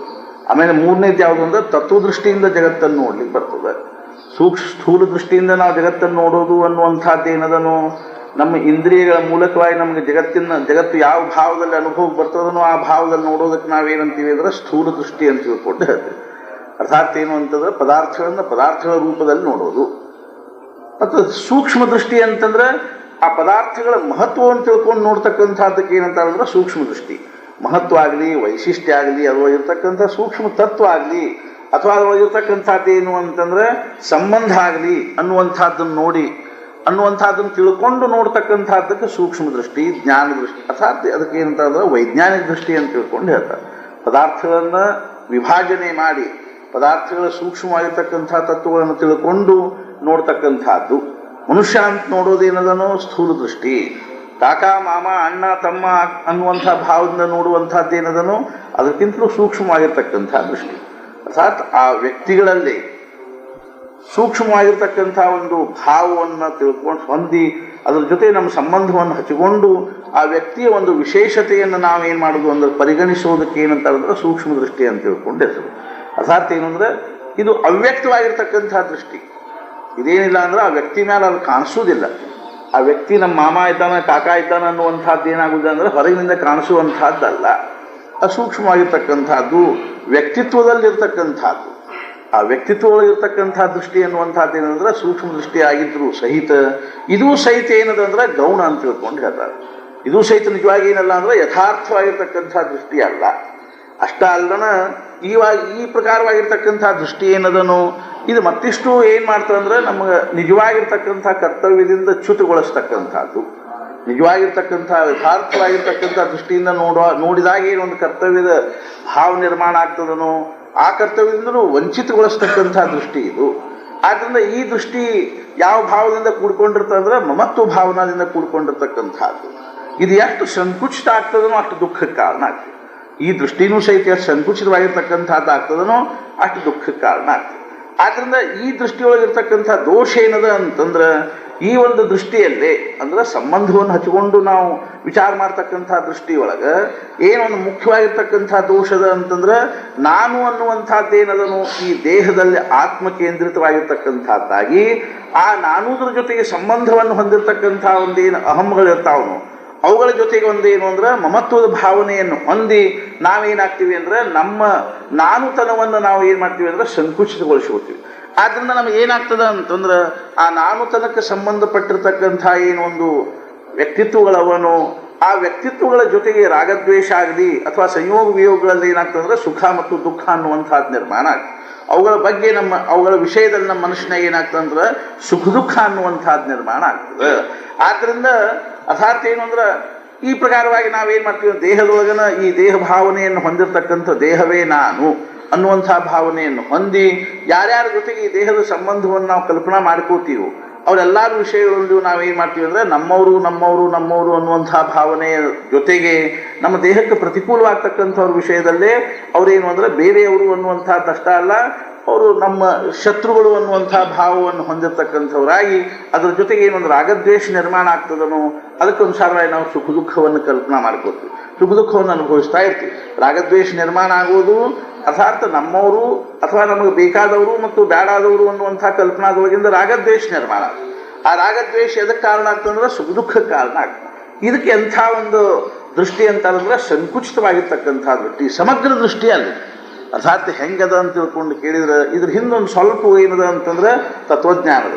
ಏನು ತತ್ವಜ್ಞಾನದ ಅಂತ ತಿಳ್ಕೊಂಡು ಕೇಳಿದ್ರೆ ಅರ್ಥಾತ್ ಈಗ ತಂದೆ ತಾಯಿ ಮಕ್ಕಳು ಅಂತಾಗಲಿ ಅಣ್ಣ ತಮ್ಮ ಅನ್ನುವಂಥ ಸಂಬಂಧದೊಳಗೆ ಅರ್ಥಾತ್ ಏನು ಅಂದ್ರೆ ತಂದೆ ತಾಯಿ ಅಥವಾ ಅಣ್ಣ ತಮ್ಮ ಅನ್ನುವಂಥ ಸಂಬಂಧದೊಳಗೆ ಏನದ ಅಂದ್ರೆ ಅಣ್ಣ ಅನ್ನುವಂಥ ಭಾವದಿಂದ ನಾವು ಯಾವ ಒಂದು ಪ್ರೇಮ ಆಗಲಿ ಸದ್ಭಾವನೆಯನ್ನು ಹೊಂದಿರ್ತೀವೋ ಅದಕ್ಕೆ ಯಾವಾಗ ನಮಗೆ ದುಃಖ ಆಗ್ತಂದ್ರೆ ಆ ಭಾವದೊಳಗೆ ಏನಾದರೂ ವ್ಯತ್ಯಾಸ ಉಂಟಾದ್ರೆ ಅರ್ಥಾತ್ ಅಣ್ಣ ತಮ್ಮಂದ್ರ ವಿಯೋಗ ಆದ ಕೂಡ ನಮಗೆ ದುಃಖ ಆಗ್ತದೆ. ಅಣ್ಣ ತಮ್ಮ ಅನ್ನುವಂಥ ವಿಯೋಗದೊಳಗೆ ದುಃಖ ಆಗ್ತದೆ ಏನೋ ಖರೆ. ಆದರೆ ಇದು ಯಾವಾಗ ಆಗ್ತದಂದ್ರೆ ಆ ಅಣ್ಣತನವನ್ನು ನಾವು ಒಂದು ವಿಶಿಷ್ಟವಾಗಿರ್ತಕ್ಕಂಥ ವ್ಯಕ್ತಿಯೊಳಗೆ ಆರೋಪ ಮಾಡಿಕೊಂಡಾಗ ಆಗ್ತದೆ. ಆದರೆ ಜಗದ್ವ್ಯಾಪಿಯಾಗಿರ್ತಕ್ಕಂಥ ಅಣ್ಣತನವನ್ನು ನಾವು ನೋಡ್ತಿದ್ವಿ ಅಂತಂದ್ರೆ ದುಃಖ ಆಗೋ ಪ್ರಶ್ನೆ ಬರಂಗಿಲ್ಲ. ಅರ್ಥಾತ್ ಅಣ್ಣ ಅನ್ನುವಂಥ ಹೋದ ಅನ್ನೋ ಮಾತ್ರ ಅಣ್ಣತನ ಅನ್ನುವಂಥದ್ದೇನೊಂದು ಇದು ತತ್ವ ಅದನು ಅದು ನಾಶ ಆಗ್ಲಿಕ್ಕೆ ಶಕ್ಯದೇನು, ಜಗದ್ವ್ಯಾಪಿಯಾಗಿರ್ತಕ್ಕಂಥದ್ದೇನದನೋ ಅದು ನಾಶ ಆಗ್ಲಿಕ್ಕೆ ಶಕ್ಯ ಇಲ್ಲ. ಅದೇ ರೀತಿಯಾಗಿ ಏನು ಅಂತಂದ್ರೆ ಪುತ್ರ ಅನ್ನುವಂಥ ಭಾವದೊಳಗಿಂದ ದುಃಖ ಆಗ್ತಿತ್ತು ಅಂತಂದ್ರೆ ಪುತ್ರತ್ವ ಅನ್ನುವಂಥದ್ದೇನು ಜಗದ್ವ್ಯಾಪಿಯಾಗಿರ್ತಕ್ಕಂಥ ತತ್ವ ಅದನೋ ಅದು ನಾಶ ಆಗ್ಲಿಕ್ಕೆ ಶಕ್ಯ ಇಲ್ಲ. ಮಗತನ ಅನ್ನುವಂಥದ್ದೇನು ಈಗ ನಮ್ಮ ಮಗ ಹೋದ ಅನ್ನೋ ಮಾತ್ರದಿಂದ ನಮಗೆ ದುಃಖ ಆಗ್ತದೆ ಅನ್ನೋ ಮಾತ್ರದಿಂದ ಮಗಾತನ ಅನ್ನುವಂಥ ಭಾವ ನಾಶ ಆಗ್ಲಿಕ್ಕೆ ಶಕ್ಯದೇನು? ಜಗತ್ತಿನ ಮತ್ತೆ ಮಕ್ಕಳು ಇರ್ತಾರಿಲ್ಲ, ಎಲ್ಲರಿಗೂ ಮಕ್ಕಳು ಅನ್ನೋರು ಇರೋದ್ರಿಂದ ಮಗಾತನ ಅನ್ನುವಂಥ ಭಾವ ಪುತ್ರತ್ವ ಅನ್ನುವಂಥ ಭಾವ ನಾಶ ಆಗ್ಲಿಕ್ಕೆ ಶಕ್ಯ ಇಲ್ಲ. ಆದ್ರೆ ಯಾರು ಆ ಜಗದ್ವ್ಯಾಪಿಯಾಗಿರ್ತಕ್ಕಂಥ ಪುತ್ರತ್ವದ ಮೇಲೆ ದೃಷ್ಟಿ ಇಟ್ಟಾರೋ ಅವ್ರಿಗೆ ಏನಾಗುವುದು ಅಂದ್ರೆ ತಮ್ಮ ಪುತ್ರನ ವಿಯೋಗಗಳು ದುಃಖ ಆಗುವಂತಹ ಪ್ರಶ್ನೆ ಬರುವುದಿಲ್ಲ. ಯಾಕಂದ್ರೆ ಪುತ್ರ ಅನ್ನುವಂತಹ ಭಾವದಿಂದ ವ್ಯಕ್ತಿಗಳು ಇದ್ದಾರಿಲ್ಲ ಪ್ರಪಂಚದಲ್ಲಿ. ಆದ್ರಿಂದ ಏನಾಗ್ತದೆ ಅಂತ ತಿಳ್ಕೊಂಡು ಕೇಳಿದ್ರೆ ಈ ಪ್ರಕಾರವಾಗಿ ಏನು ಅಂದ್ರೆ ವ್ಯಕ್ತಿ ಅನ್ನುವಂಥದ್ದು ನಾಶ ಆದ್ರೂ ವ್ಯಕ್ತಿತ್ವ ಅನ್ನುವಂಥದ್ದು ನಾಶ ಆಗುವುದಿಲ್ಲ ಅಂತಿದ್ದಾಗ ಆ ವ್ಯಕ್ತಿತ್ವದ ವಿಷಯದಲ್ಲಿ ಅರ್ಥಾತ್ ಆ ಪುತ್ರತ್ವದ ಭಾವನಾದ ಮೇಲೆ ನಾವು ದೃಷ್ಟಿಯನ್ನಿಟ್ಟಿದ್ವಿ ಅಂತಂದ್ರೆ ಅವಾಗ ನಮ್ಗೆ ಏನಾಗೋ ಪ್ರಸಂಗ ಬರಂಗಿಲ್ಲ ಅಂದ್ರೆ ದುಃಖ ಆಗೋ ಪ್ರಸಂಗ ಬರಂಗಿಲ್ಲ. ಅದು ನಾವು ಆ ಜಗದ್ವ್ಯಾಪಿಯಾಗಿರ್ತಕ್ಕಂಥ ಪುತ್ರತ್ವದ ಕಡೆ ನೋಡಿಲ್ದಾನೆ ನಾವೇನು ನೋಡ್ತೀವಿ ಅಂದ್ರೆ ಒಂದು ವಿಶಿಷ್ಟವಾಗಿರ್ತಕ್ಕಂಥ ವ್ಯಕ್ತಿಯಲ್ಲಿ ಪುತ್ರತ್ವದ ಭಾವನೆಯನ್ನು ನಾವು ಸಂಬಂಧ ಹಚ್ಚಿಕೊಂಡಿರುವುದರಿಂದಾಗಿ ಆ ವ್ಯಕ್ತಿಯ ನಾಶದ ಜೊತೆಗೆ ಆ ಪುತ್ರತ್ವನೂ ನಾಶ ಆತು ಅನ್ನುವಂಥ ಭಾವನಾದಿಂದ ನಮಗೆ ದುಃಖ ಆಗ್ತದೆ. ಆದರೆ ಯಾರ ದೃಷ್ಟಿ ವಿಶಾಲವಾಗಿರ್ತಕ್ಕಂಥದ್ದು ಇರ್ತದನೋ, ಯಾರು ಈ ಜಗದ್ವ್ಯಾಪಿಯಾಗಿರ್ತಕ್ಕಂಥ ಒಂದು ಏನು ಅಂತಂದ್ರೆ ಭಾವದೊಳಗೆ ತಮ್ಮನ್ನು ಹಚ್ಚಿಕೊಂಡು ಅಂದ್ರೆ ಜಗತ್ತಿನ ಜೊತೆಗೆ ತಮ್ಮ ಸಂಬಂಧವನ್ನು ಹಚ್ಚಿಕೊಂಡು ಯಾರು ವಿಚಾರ ಮಾಡ್ತಕ್ಕಂಥವ್ರು ಇರ್ತಾರೋ ಅವ್ರಿಗೆ ಏನಾಗುದಿಲ್ಲ ಅಂದ್ರೆ ದುಃಖ ಆಗ್ತಕ್ಕಂಥ ಪ್ರಶ್ನೆ ಬರಂಗಿಲ್ಲ. ಇದು ಯಾರಿಗಿರ್ತದಂದ್ರೆ ಕೇವಲ ಸತ್ಪುರುಷರಿಗೆ ಮಾತ್ರ ಇರ್ತದೆ. ಆದ್ದರಿಂದ ಅವ್ರಿಗೆ ಏನಿರಂಗಿಲ್ಲ ಅಂದ್ರೆ ಮಮಪರ ಭಾವ ಅನ್ನುವಂಥದ್ದು ಇರಂಗಿಲ್ಲ. ಅಯಂ ನಿಜಃ ಅಯಂ ಪರಹ ಇತಿ ಗಣನಾ ಲಘುಚೇತಸಾಂ. ಯಾರು ಅಂತಃಕರಣ ಕ್ಷುದ್ರವಾಗಿರ್ತಕ್ಕಂಥದ್ದು ಇರ್ತದನೋ ಅವ್ರಿಗೆ ಏನಾಗ್ತದಂದ್ರೆ ಇವ್ರು ನಮ್ಮವರು ಇವ್ರು ಬೇರೆಯವರು ಅನ್ನುವಂಥ ಭಾವ ಬರೋದ್ರಿಂದಾಗಿ ಅವರಿಗೆ ದುಃಖ ಅನ್ನುವಂಥದ್ದು ಆಗ್ತದೆ. ಆದರೆ ಯಾರೊಳಗೆ ಆ ಭಾವನೆ ಇಲ್ಲೋ ಅರ್ಥಾತ್ ಏನು ಅಂತಂದ್ರೆ ಸಾಮಾನ್ಯವಾಗಿ ಏನಾಗ್ತದೆ ನಮ್ಮನ್ನು ಆಶ್ರಯಿಸಿರ್ತಕ್ಕಂಥ ಜನರ ಒಂದು ಪ್ರಪಂಚದ ಯೋಗಕ್ಷೇಮದ ವಿಷಯದಲ್ಲಿ ನಮಗೇನಾಗ್ತದೆ ಅಂದ್ರೆ ಚಿಂತೆ ಆಗ್ತಿರ್ತದೆ. ಆದರೆ ಅದಕ್ಕಿಂತಲೂ ಹೀನ ಅವಸ್ಥೆಯಲ್ಲಿರ್ತಕ್ಕಂಥ ಪ್ರಪಂಚದ ಜನರ ವಿಷಯದಲ್ಲಿ ನಮಗೇನು ವಿಚಾರ ಸಹಿತ ಬರಂಗಿಲ್ಲ. ಅರ್ಥಾತ್ ನಮ್ಮ ಮನೆಯೊಳಗಿನ ಜನರಿಗೆ ಒಪ್ಪತ್ತು ಊಟರೇ ಅದಪ್ಪ ಅನ್ನುವಂಥದ್ದಿತ್ತು. ಆದರೆ ಒಪ್ಪತ್ತು ಊಟನೂ ಇಲ್ಲದೆ ಇರ್ತಕ್ಕಂಥ ಜನರ ವಿಷಯದಲ್ಲಿ ನಾವೇನು ಮಾಡ್ಲಿಕ್ಕೆ ಹೋಗೋದಂದ್ರೆ ವಿಚಾರ ಮಾಡ್ಲಿಕ್ಕೆ ಹೋಗುವುದಿಲ್ಲ. ಯಾಕೆ ಅಂತಂದ್ರೆ ಅವ್ರ ವಿಷಯದಲ್ಲಿ ನಮ್ಮ ಸಂಬಂಧ ಇಲ್ಲದೆ ಇರೋದು. ಆದ್ರೆ ಆ ವ್ಯಕ್ತಿತ್ವದ ಅರ್ಥಾತ್ ಏನು ಅಂತಂದ್ರೆ ಆ ಒಂದು ಭಾವವನ್ನು ಅನುಸರಿಸಿಕೊಂಡು ನಾವು ವಿಚಾರ ಮಾಡಿದ್ದಾದ್ರೆ ಬಂಧುಗಳು ಅಂತಂದ್ರೆ ವಿಶ್ವವ್ಯಾಪಿಯಾಗಿರ್ತಕ್ಕಂಥ ಮನುಷ್ಯರು ನನ್ನ ಬಂಧುಗಳು ಅಂತ ನಮ್ಗೆ ಅನಿಸ್ತೀವಿ ಅಂತಂದ್ರೆ ಆದ್ರಿಂದನ ಅರ್ಥಾತ್ ಏನಾಯ್ತು ಅಂತಂದ್ರೆ ಸ್ವಾಮಿ ವಿವೇಕಾನಂದರು ಯಾವಾಗ ಅಮೇರಿಕಾದೊಳಗೆ ಭಾಷಣ ಮಾಡಬೇಕಾದ್ರೆ ಖರೆ ಅಂದ್ರೂ ಅವರೇನಂಥ ವಿಶೇಷವಾಗಿರ್ತಕ್ಕಂಥದ್ದನ್ನು ಅಲ್ಲಿ ಏನು ಮಾಡಿದ್ದಿಲ್ಲ ಅಂದ್ರೆ ಉಚ್ಚಾರ ಮಾಡಿದ್ದಿಲ್ಲ. ಏನು ಸಹಜವಾಗಿ ಉಚ್ಚಾರ ಮಾಡಿದ್ರು ಅಂದ್ರೆ ಮೈ ಬ್ರದರ್ಸ್ ಆ್ಯಂಡ್ ಸಿಸ್ಟರ್ಸ್ ಅಂತಂದು, ನನ್ನ ಸಹೋದರ ಸಹೋದರಿಯರೇ ಅಂತ ತಿಳ್ಕೊಂಡದ್ದು. ಆಶ್ಚರ್ಯ ಅದು ಎಲ್ಲರೂ ಏನು ಮಾಡಿದ್ರು 5 ನಿಮಿಷ ಚಪ್ಪಾಳಿ ಬಾರಿಸಿದ್ರು. ಏನಂಥ ದೊಡ್ಡ ಇದನ್ನು ಮಾಡಿದ್ರು ಅವರು, ನನ್ನ ಸಹೋದರ ಸಹೋದರಿಯರೇ ಅನ್ನುವಂಥ ಶಬ್ದಗಳು ನನ್ನ ಸಹೋದರ ಸಹೋದರಿಯರೇ ಅಂತಂದು. ಹಾಗೆ ಏನಿದ್ರೊಳಗಿಂದ ವ್ಯಕ್ತ ಆಗ್ತದ ಅಂತ ತಿಳ್ಕೊಂಡು ಕೇಳಿದ್ರೆ ಅವರು ವಿಶ್ವವ್ಯಾಪಿ ಬಂಧುತ್ವ ಅನ್ನುವಂಥದ್ದು ವ್ಯಕ್ತ. ಅರ್ಥಾತ್ ನಮಗೇನ ಅವ್ರು ಏನಂತ ಅಂತಿದ್ರು ಅಂತಂದ್ರೆ ಯಾವುದೋ ಒಂದು ಏನಂದು gentlemen and ladies and gentlemen ಅಂತ ತಿಳ್ಕೊಂಡು ಅಂತಿದ್ರು. ಅರ್ಥಾತ್ ಏನು ಅಂದ್ರೆ ಪುರುಷರೇ ಹಾಗೂ ಸ್ತ್ರೀಯರೇ, ನಮಗೇನು ಸಂಬಂಧ ಇಲ್ಲ ನಿಮ್ಮದು, ನೀವು ಪುರುಷರೇ ಹಾಗೂ ಸ್ತ್ರೀಯರೇ. ಅರ್ಥಾತ್ ಏನು ಅಂತಂದ್ರೆ ಆದ್ರೆ ಆ ಒಂದು ವಿಶ್ವವ್ಯಾಪಿಯಾಗಿರ್ತಕ್ಕಂಥ ಬಂಧುತ್ವದ ಭಾವನಾ ಏನು ಅವ್ರೊಳಗೆ ಅವ್ರು ಕಲ್ಪನಾ ಮಾಡಿಕೊಂಡ್ರು. ಅದರಿಂದ ಅವ್ರಿಗೆ ಆಶ್ಚರ್ಯ, ಈ ಮನುಷ್ಯ ಎಷ್ಟರೇ ವ್ಯಾಪಕವಾಗಿರ್ತಕ್ಕಂಥ ಮಮತ್ವ ಭಾವನಾ ಇದ್ದಾನಪ್ಪ ಅನ್ನುವಂಥದ್ದು ಏನು ಅಂದ್ರೆ ಅವರು ವೈಶಿಷ್ಟ್ಯ. ಅದು ನಮಗೆ ಹಂಗೆ ಅನಿಸೋದಿಲ್ಲ. ನಮ್ಮ ಮಮತ್ವದ ಭಾವನಾ ಏನಿರ್ತಂದ್ರೆ ಸಂಕುಚಿತವಾಗಿರ್ತಕ್ಕಂಥದ್ದು ಇರ್ತದೆ. ಆದ್ದರಿಂದ ವಿಯೋಗನೂ ಸಹಿತ ಏನಾಗ್ತದೆ ಅಂತಂದ್ರೆ ವಿಶೇಷವಾಗಿ ಆಗ್ತದೆ. ಆದ್ರಿಂದ ಯಾವಾಗ ಸ್ವಾಮಿ ರಾಮತೀರ್ಥರು ಸಾಯೋ ದಿವಸನ ದೇಹ ಬಿಡೋಕ್ಕಿಂತಲೂ ಮುಂಚೆ ಅರ್ಧ ಗಂಟೆ ಮುಂಚೆ ಅವ್ರು ಏನು ಮಾಡಿದ್ರು ಅಂದ್ರೆ ಮೃತ್ಯುವಿಗೆ ಒಂದು ಪತ್ರ ಬರೆದಿದ್ದಾರೆ. ದೇಹ ಬಿಡೋಕ್ಕಿಂತ ಗಂಗಾ ನದಿ ಒಳಗೆ ಅರ್ಥಾತ್ ಕೈ ತಿಕ್ಕೋತ ನಿಂತಾಗ ಕಾಲು ಕೆಳಗಿನ ಕಲ್ಲು ಜಾರಿ ಅವ್ರು ಏನು ಮಾಡಿದ್ರು ಅಂದ್ರೆ ಗಂಗಾ ಪ್ರವಾಹದೊಳಗೆ ಸಿಕ್ಕು ತಿರುಗಣಿ ಮಾಡಿದಾಗ ಸಿಕ್ಕು ತೀರ್ಕೊಂಡ್ರು. ಅದಕ್ಕಿಂತಲೂ ಮುಂಚೆ ಅರ್ಧ ತಾಸು ಮುಂಚೆ ಅವ್ರ ಜೊತೆಗೆ ಇರ್ತಕ್ಕಂಥ ಅವ್ರ ಶಿಷ್ಯ ಏನಂದ, ನಿಮಗೆ ಮೈಯಾಗ ಹುಷಾರಿಲ್ಲ, ನಾನು ಬೇಕಾದ್ರೆ ನೀರು ಇಲ್ಲೇ ತೊಗೊಂಡು ಬರ್ತೀನಿ, ಇಲ್ಲೇ ಸ್ನಾನ ಮಾಡಿದೀವಿ ಅಂದ್ರೆ ಇಲ್ಲಪ್ಪ ನಾನು ಇವತ್ತು ಕೆಳಗೆ ಗಂಗಾ ನದಿಯಲ್ಲಿ ಹೋಗ್ತೀನಿ ಅಂತ ತಿಳ್ಕೊಂಡು. ಅವತ್ತೇನಿತ್ತು ಅಂದ್ರೆ ದೀಪಾವಳಿ ಪಾಡ್ಯ ಏನೋ ಇತ್ತು. ಅರ್ಥಾತ್ ಅವತ್ತು ಅವರು ಸ್ನಾನ ಮಾಡಬೇಕು ಅಂತ ತಿಳ್ಕೊಂಡು ಕೆಳಗೆ ಹೋದ್ರು. ಅದಕ್ಕಿಂತ ಮುಂಚೆ ಒಂದು ಮೃತ್ಯುವಿಗೆ ಪತ್ರ ಬರ್ತಾರೆ. ಏನು ಅಂದ್ರೆ, ಹೇ ಮೃತ್ಯುವೇ, ನೀನು ಭಾಳ ಆದರೆ ಏನು ಮಾಡ್ಬೋದು ಅಂದರೆ ಈ ಒಂದು ನನ್ನ ಶರೀರ ತಗೊಂಡು ಹೋಗ್ಬೋದು, ಆದರೆ ನಾನು ಅನಂತ ಕೋಟಿ ಕೋಟಿ ಶರೀರಗಳ ರೂಪದಲ್ಲಿ ನಾನೇ ಇದ್ದೀನಿ ಅಂತ. ಅರ್ಥಾತ್ ಏನು ಅಂದ್ರೆ ಯಾರಿಗೆ ಈ ಪ್ರಕಾರವಾಗಿರ್ತಕ್ಕಂಥ ಭಾವನಾ ಅದನ್ನು ಅಲ್ಲಿ ಮೃತ್ಯುವಿನ ಭಯ ಎಲ್ಲಿ ಬರಲಿ. ಕೋಟಿ ಕೋಟಿ ಶರೀರಗಳ ರೂಪದಲ್ಲಿ ನಾನೇ ಇದ್ದೀನಿ ಅಂತನ್ನುವಂಥ ಭಯ ಇತ್ತು ಅಂತ, ಇದು ಭಾವ ಇತ್ತು ಅಂತಂದ್ರೆ ಅಲ್ಲಿ ಭಯದ ಪ್ರಶ್ನೆ ಇಲ್ಲ. ಇದು ಒಂದು ಶರೀರ ನಾಶ ಆಗೋ ಮಾತ್ರದಿಂದ ಏನಾದಂಗೆ ಅಲ್ಲ ಅಂದ್ರೆ ನಾನು ನಾಶ ಆದಂಗೆ ಆಗಲಿಲ್ಲ. ನೀನು ಒಂದು ವೇಳೆ ಈ ಶರೀರವನ್ನು ತೊಗೊಂಡು ಹೋದರೂ ಸಹಿತ ಸೂರ್ಯ ಚಂದ್ರ ರೂಪದಲ್ಲಿ ನಾನೇ ಬೆಳಗ್ತಾ ಇದ್ದೀನಿ, ನಕ್ಷತ್ರಗಳ ರೂಪದಲ್ಲಿ ನಾನೇ ಬೆಳಗ್ತಾ ಇದ್ದೀನಿ, ಕೋಟಿ ಕೋಟಿ ಅನಂತ ಜೀವರಾಶಿಗಳ ರೂಪದಲ್ಲಿ ನಾನೇ ಇದ್ದೀನಿ ಅನ್ನುವಂಥ ಭಾವ ಯಾರಿಗದನೋ ಅವ್ರಿಗೆ ಏನಿಲ್ಲ ಅಂದ್ರೆ ಮೃತ್ಯುವಿನ ಭಯ ಅನ್ನುವಂಥದ್ದಿಲ್ಲ. ದಿ ಫಿಲಾಸಫಿ ಆಫ್ ಡೆತ್ ಅಂತ ಹೇಳ್ತಾರೆ. ಮೃತ್ಯುವಿನನ್ನು ಕುರಿತಿರ್ತಕ್ಕಂಥ ತತ್ವಜ್ಞಾನ. ಮನುಷ್ಯನ ಜೀವನದಲ್ಲಿ 3 ಅತ್ಯಂತ ಮಹತ್ವಪೂರ್ಣವಾಗಿರ್ತಕ್ಕಂಥ ವಿಚಾರಗಳವ, ಯಾವಾಗಲೂ ಬಾಧಿಸ್ತಕ್ಕಂಥವುಗಳು, ಅರ್ಥಾತ್ ನಿರಂತರವಾಗಿ ಏನು ಮಾಡ್ತಕ್ಕಂಥವು ಅಂದ್ರೆ ಬಾಧಿಸ್ತಕ್ಕಂಥವು. ಮೊದಲನೇದು ಯಾವುದು ಅಂತಂದ್ರೆ ಮೃತ್ಯುವಿನ ಭಯ ಏನದನು, ಇದು ಅತ್ಯಂತ ಏನು ಅಂತಂದ್ರೆ ಪ್ರಚಂಡವಾಗಿರ್ತಕ್ಕಂಥ ಭಯ. ನಾವು ಉಳಿದದ್ದು ಅದಕ್ಕೂ ಮೈಮ್ಯಾಲ ಯಾರಾದರೂ ರಾತ್ರಿ ಹೊಂಟಿದ್ವಿ, ಕಾಳರು ಕಾಕರು ಬಂದರು, ದರೋಡೆಖೋರು ಬಂದರು, ಆವಾಗ ನಾವು ಏನಂತೀವಿ ಅಂದ್ರೆ ತಗೋಪ್ಪ ಇವನಷ್ಟು ತಗೋ, ಮೈಮ್ಯಾಲಿನ ಆಭರಣ ತಗೋ, ರೊಕ್ಕ ತಗೋ, ಇದನ್ನು ತಗೋ, ನಮ್ಮನ್ನು ಹೊಡಿಬೇಡ ಅಂತೀವಿ. ಅರ್ಥಾತ್ ಏನು ಅಂದ್ರೆ ಅಷ್ಟು ಬರೆದು ಕೊಡ್ತೀವಿ, ನಮ್ಮ ಎಸ್ಟೇಟೆಲ್ಲ ಬರೆದು ಕೊಡ್ತೀವಿ, ನಮ್ಮನ್ನು ಕೊಲ್ಲಬೇಡ. ತಾತ್ಪರ್ಯ ಏನು ಅಂದ್ರೆ ಮನುಷ್ಯಾಗ ಏನಿದೆ ಅಂದ್ರೆ ಮೃತ್ಯುವಿನ ಭಯ, ಸಾಯಬಾರ್ದು ಅನ್ನುವಂಥದ್ರೊಳಗಿಂದ ಮೃತ್ಯುವಿನ ಭಯ ಅನ್ನುವಂಥದ್ದು ಮೊದಲೇದು. ಎರಡನೇದು ಏನು ಅಂತ ತಿಳ್ಕೊಂಡು ಕೇಳಿದ್ರೆ ಮನುಷ್ಯನಿಗೆ ನಿರಂತರವಾಗಿ ಏನದ ಅಂತಂದ್ರೆ ವಿಷಯಗಳ ಮೂಲಕವಾಗಿ ಸುಖ ಅನುಭವಿಸಬೇಕು ಅನ್ನುವಂಥ ಭಾವನಾ, ತಾನು ನಿರಂತರವಾಗಿ ಏನು ಆಗಿರಬೇಕು ಅಂದ್ರೆ ಸುಖವಾಗಿರಬೇಕು ಅನ್ನುವಂಥ ಭಾವನಾ. ಸಾಯಬಾರ್ದು ಮೊದಲೇದು, ಸುಖವಾಗಿರಬೇಕು ಎರಡನೇದು. ಆಮೇಲೆ ನಿರಂತರವಾಗಿ ಏನದ ಅಂತಂದ್ರೆ ವಾಸನೆಗಳನ್ನು ತೃಪ್ತಪಡಿಸುವ ಮೂಲಕವಾಗಿ ವಾಸನೆ ತೃಪ್ತಪಡಿಸ್ಕೋಬೇಕು ಅನ್ನುವಂಥ ಭಾವನಾ ಅದ, ಅವ್ರಿಗೆ ಮೃತ್ಯುವಿನ ಭಯ ಆಗ್ತದೆ. ಯಾರಿಗೆ ಪ್ರಪಂಚವಾಗಿ ಸುಖವಾಗಿರಬೇಕು ಅನ್ನುವಂಥ ಭಾವನಾ ಅದ, ಜೀವಂತವಾಗಿರಬೇಕು ಅನ್ನುವಂಥ ಭಾವನಾ ಅದ, ಸುಖವಾಗಿರಬೇಕು ಅನ್ನುವಂಥ ಭಾವನಾ ಅದನ್ನು ಅವ್ರಿಗೆ ಮೃತ್ಯುವಿನ ಭಯ ಆಗ್ತದೆ. ಆದರೆ ಯಾರು ಇವರು ಎರಡನ್ನೂ ಗೆದ್ದಿದ್ದಾರೋ, ಯಾರು ತಮ್ಮ ವಾಸನೆಗಳನ್ನು ಗೆದ್ದಿದ್ದಾರೆ, ಯಾರು ತಮ್ಮ ಜೀವನದೊಳಗೆ ಸುಖವಾಗಿರಬೇಕು ಅನ್ನುವಂಥ ಭಾವನಾ ಗೆದ್ದಿದ್ದಾರೋ ಅವ್ರಿಗೆ ಏನಾಗೋದ ಅಂದ್ರೆ ಮೃತ್ಯುವಿನ ಭಯ ಅನ್ನುವಂಥ ಪ್ರಶ್ನೆ ಬರುದು.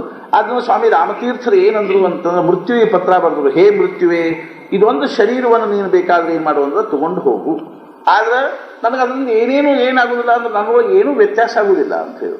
ನಾ ಏನು ಅದರೊಳಗಿಂದ ಸತ್ತಂಗ ಆಗೋದಿಲ್ಲ, ನನ್ನ ದೇಹವನ್ನು ನಷ್ಟ ಆಗೋ ಮಾತ್ರ ಆದ್ದರಿಂದ ಅವ್ರು ಏನಂದ್ರು ಅಂದ್ರೆ my own self in the forms of brothers and sisters ಅಂತ ಹೇಳಿ, ಸಹೋದರಿಯ ರೂಪದಲ್ಲಿರುವ ನನ್ನ ಆತ್ಮವೇ ಒಂದು ಅವಸ್ಥಾ, ಇದೊಂದು ಅನುಭವ, ಇದು ಜೀವನದಲ್ಲಿ. ಜ್ಞಾನೇಶ್ವರಿ ನಾವು ಶ್ರವಣ ಮಾಡೋದು ಎದಕ್ಕಾಗಿ ಅಂತ ತಿಳ್ಕೊಂಡು ಕೇಳಿದ್ರೆ ಅರ್ಥಾತ್ ಇದರೊಳಗಿಂದ ಈ ಒಂದು ಭಾವ ನಿರ್ಮಾಣ ಆಗಬೇಕು ಅಂತ, ಇದೊಂದು ದೃಷ್ಟಿ ನಿರ್ಮಾಣ ಆಗಬೇಕು. ಇದಕ್ಕೆ ಎಂಥ ದೃಷ್ಟಿ ಅಂತ ತತ್ವದೃಷ್ಟಿ, ಅರ್ಥಾತ್ ವ್ಯಕ್ತಿಯಲ್ಲೇ ವ್ಯಕ್ತಿತ್ವದ ಭಾವನಾದಿಂದ ನೋಡೋದು ಅನ್ನುವಂಥದ್ದು ಸೂಕ್ಷ್ಮ ದೃಷ್ಟಿ ಆದ್ರೂ ಆ ವ್ಯಕ್ತಿತ್ವದ ಆಚೆ ಇರ್ತಕ್ಕಂಥ ತತ್ವದ ಕಡೆ ನೋಡ್ತಕ್ಕಂಥದ್ದು ಏನಂದ್ರೆ ತತ್ವದೃಷ್ಟಿ, ಅದು ಅತ್ಯಂತ ಮಹತ್ವಪೂರ್ಣವಾಗಿರ್ತಕ್ಕಂಥ ದೃಷ್ಟಿ.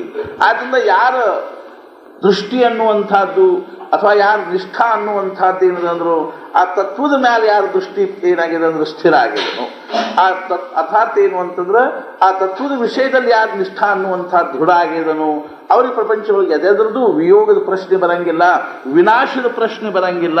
ಅರ್ಥಾತ್ ಏನಾಗ್ತದೆ ಅಂತಂದ್ರೆ ಏನಾಗ್ತದೆ, ಈ ಮಿಠಾಯಿಗಾರು ಇರ್ತಾರೆ ನೋಡಿ, ಬೆಂಡು ಬತ್ತಾಸ್ ಮಾಡೋರು ಅಲ್ಲಿ ಅಥವಾ ಈ ಸಕ್ರೆ ಗೊಂಬಿ ಮಾಡೋರು, ಅವು ಕೈ ಮುಳಿತಾವ ಕಾಲು ಮುಳಿತಾವ ಏನೇನೋ ಮಾಡುವಾಗ ಅವ್ರಂತಾರೆ ಅಕ್ಕೋಲ್ತಕ್ಕ ಮತ್ತೆ ಮನ್ಯಾಗ ಹೋಗಿ ಕರಗಿಸ್ತೀವಿ ಮತ್ತೆ ಹೊಸ ಮಾಡ್ತೀವಿ ಅಂತಾರೆ. ಅವ್ರಿಗೆ ನುಕ್ಸಾನ ಆದಂಗೆ ಆಗ್ತದೆ ಏನ್ರಿ?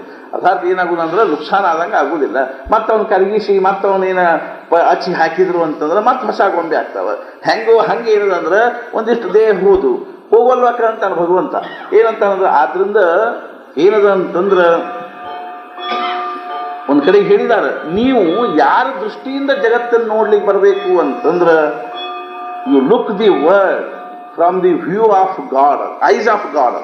ಅರ್ಥಾತ್ ಏನಂದ್ರೆ ಭಗವಂತನ ಕಣ್ಣುಗಳಿಂದ ನಮಗೆ ಯಾರು ಜಗತ್ತನ್ನು ನೋಡ್ಲಿಕ್ಕೆ ಬಂತು ಅವಾಗ ನಮಗೆ ಯಥಾರ್ಥ ದೃಷ್ಟಿ ಪ್ರಾಪ್ತ ಆಯ್ತು ಅಂತ. ನಾವು ಭಗವಂತನ ಕಣ್ಣುಗಳಿಂದ ಜಗತ್ತನ್ನು ನೋಡ್ಲಿಕ್ಕೆ ಬರಬೇಕು. ಭಗವಂತನ ಕಣ್ಣುಗಳಿಂದ ಜಗತ್ತನ್ನು ನೋಡೋದು ಅಂದ್ರೆ ನೋಡ್ರಿ, ಭಗವಂತ ಏನು ಮಾಡಿದ ಅಂದ್ರೆ 18 ಅಕ್ಷೋಹಿಣಿ ಸೈನ್ಯವನ್ನು ಮುಂದೆ ನಿಂತುಕೊಂಡು ಸಂಹಾರ ಮಾಡಿಸಿದ. ಹಾಗಾದ್ರೆ ಅವ್ನಿಗೆ ಏನು ಅನಿಸ್ಲೇ ಇಲ್ಲೇನು ಅಂತಂದ್ರೆ ಅವನಿಗೇನೇನೂ ಅನಿಸ್ಲಿಲ್ಲ. ಅದು ಅವನ ದೃಷ್ಟಿ ಎಂಥದ್ದಿರ್ಬೋದು ಕಲ್ಪನಾ ಅಷ್ಟ.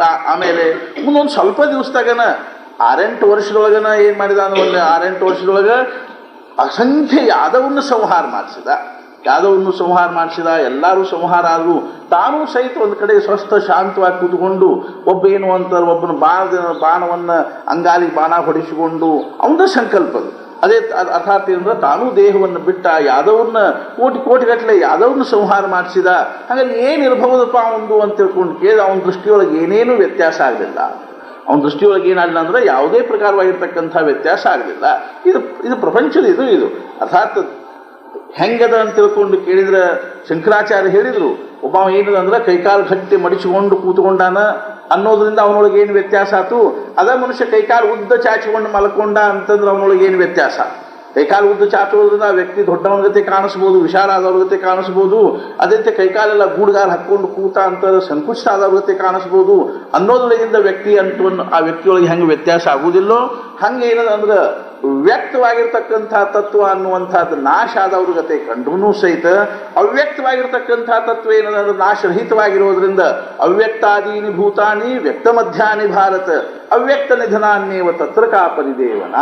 ಇವೆಲ್ಲ ಮುಂಚೆ ಅವ್ಯಕ್ತವಾಗಿದ್ದು ಈಗ ವ್ಯಕ್ತವಾಗಿ ತೋರ್ಲಿಕ್ಕೆ ಹತ್ಯಾವ.